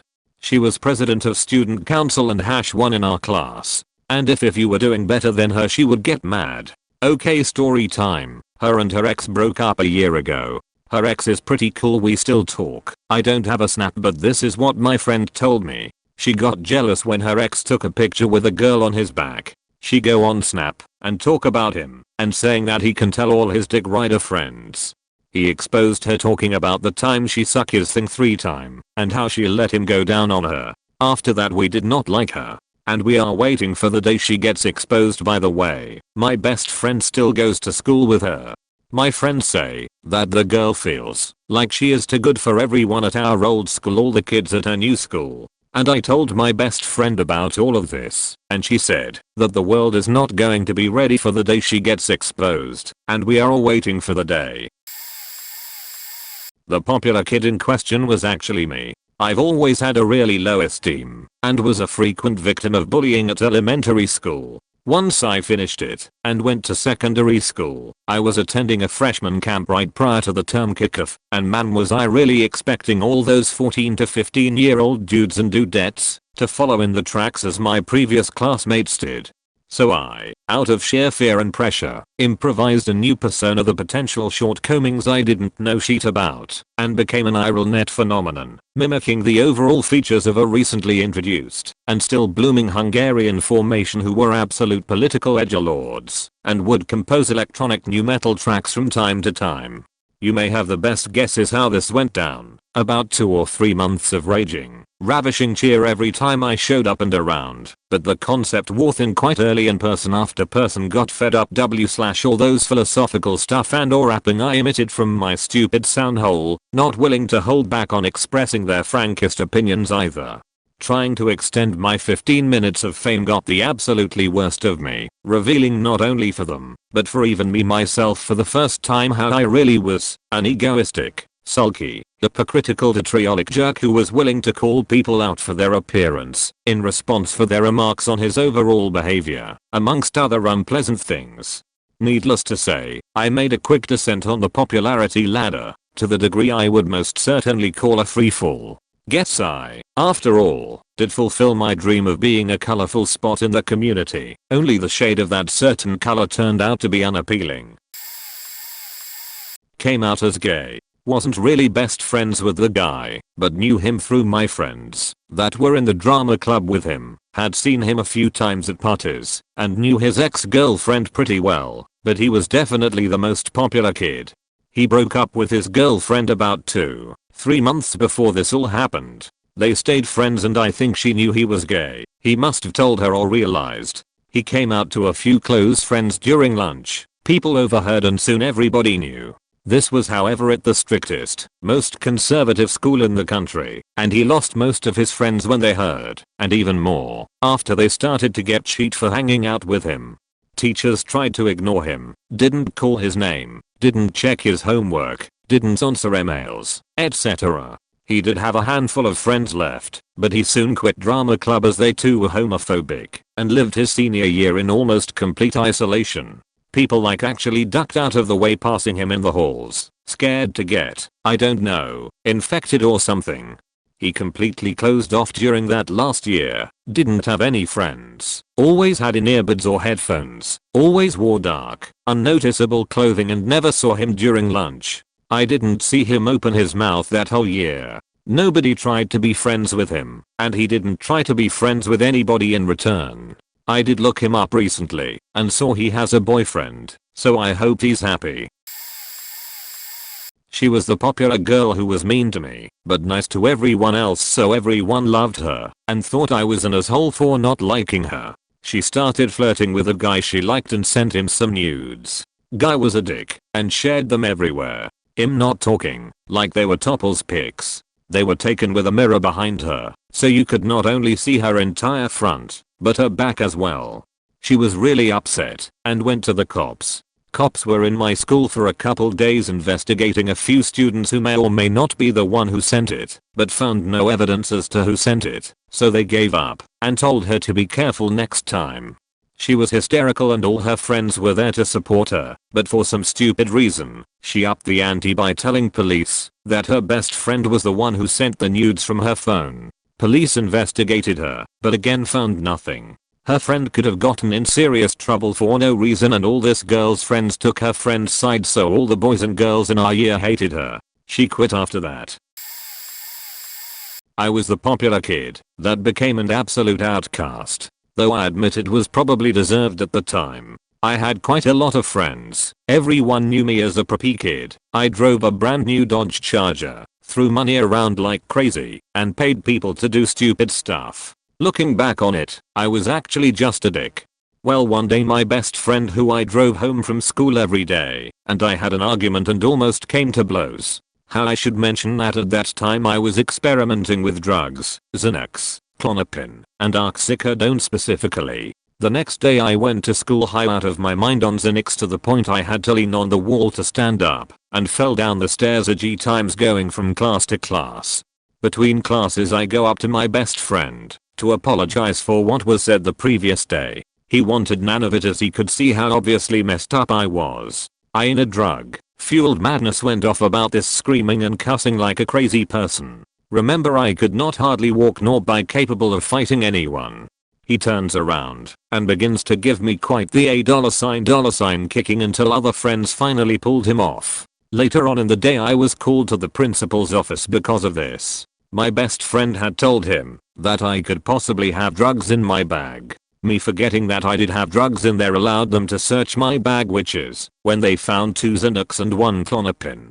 I was immediately put in handcuffs and led through the school, taken to jail, and charged with possession with intent to sell within 1,000 feet of a school. When I came back to school the next week, my best friend had spread some untrue rumors about me. The same day his mother called me to inform me they had taken a restraining order out against me.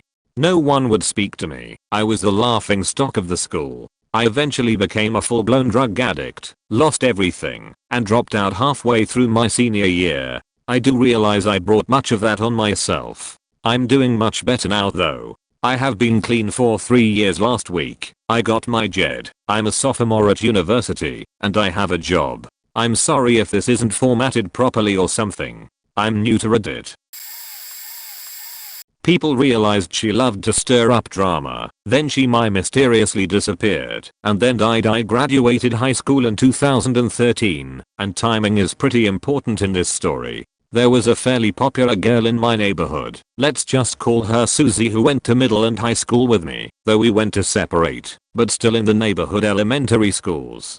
She was extremely rude, snooty, judgmental, and overall just a straight up bitch. She was very popular from grades K-12. After that, her friends realized how horrible she truly was both inside and out, and she made people feel like complete shit, just to make herself feel better. Anyways, she lost all her friends after graduation because of this, and then up and suddenly died a few years later, around early 2017.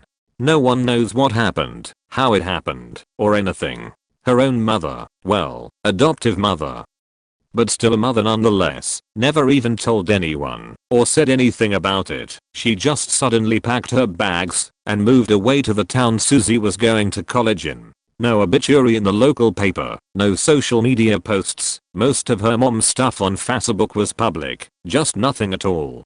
Which was suspicious to me. And a weird thing is this had gone unknown me and the rest of the community for almost 3 maybe 4 months. Because it wasn't until then in a local Facebook group that a close friend of Susie's finally posted something stating a memorial service for her. This was when how about 97% of our former classmates found out that Susie had died. The weirdest part was this: were we surprised? Very. Did we feel bad? Well, no, not really. So cut to a year after that, it's now summer of 2018. I met and caught up with a friend, a former classmate, for coffee one morning. Let's call her Tanya. Tanya was one of the nicer popular kids at our school, always reaching out to someone in need of a friend. Anyways, so she had casually mentioned Susie in a conversation saying, "Hey, did you know that Susie died?" And at this point in my mind, I thought, alright, that happened. So I had told Tanya, "Oh yeah, did anyone ever find out what happened to her?" And through this conversation, I had found out that Tanya had a good amount of juicy details and information, one of which I had mentioned earlier in this post. And how after Susie had died, all her social media accounts suddenly disappeared. The craziest part about this was, when Tanya had mentioned Susie's death to other former classmates, that not many of them had good memories of her. These are some of the following former classmate stories she had shared with me. One girl had said how in 9th grade, Susie had slept with her then boyfriend at the time they were together, and that he left her for Susie. These girls were former best friends, so of course something like that would be expected. One boy, a Jewish former classmate of ours, this is important, mentioned how in elementary school during a school talent show, that Susie and her parents absolutely refused to talk to or sit near this boy and his family, solely because of the fact that they were Jewish.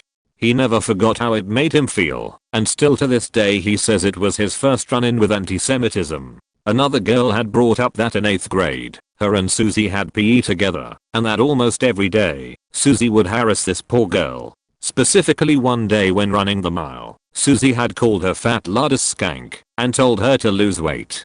This girl said that it's Susie's fault that she still has body image issues and an eating disorder, even now after all those years. And now, a personal story of mine of Susie. This happened when Susie and I were in 8th grade. I had a couple classes with her, pre-algebra and PE. The very same class as the girl the last story. My then boyfriend, let's call him Gabe, had one class with her, language arts. Now I had never met Susie before the beginning of the year. I had seen her around school, but didn't really think much of her or care.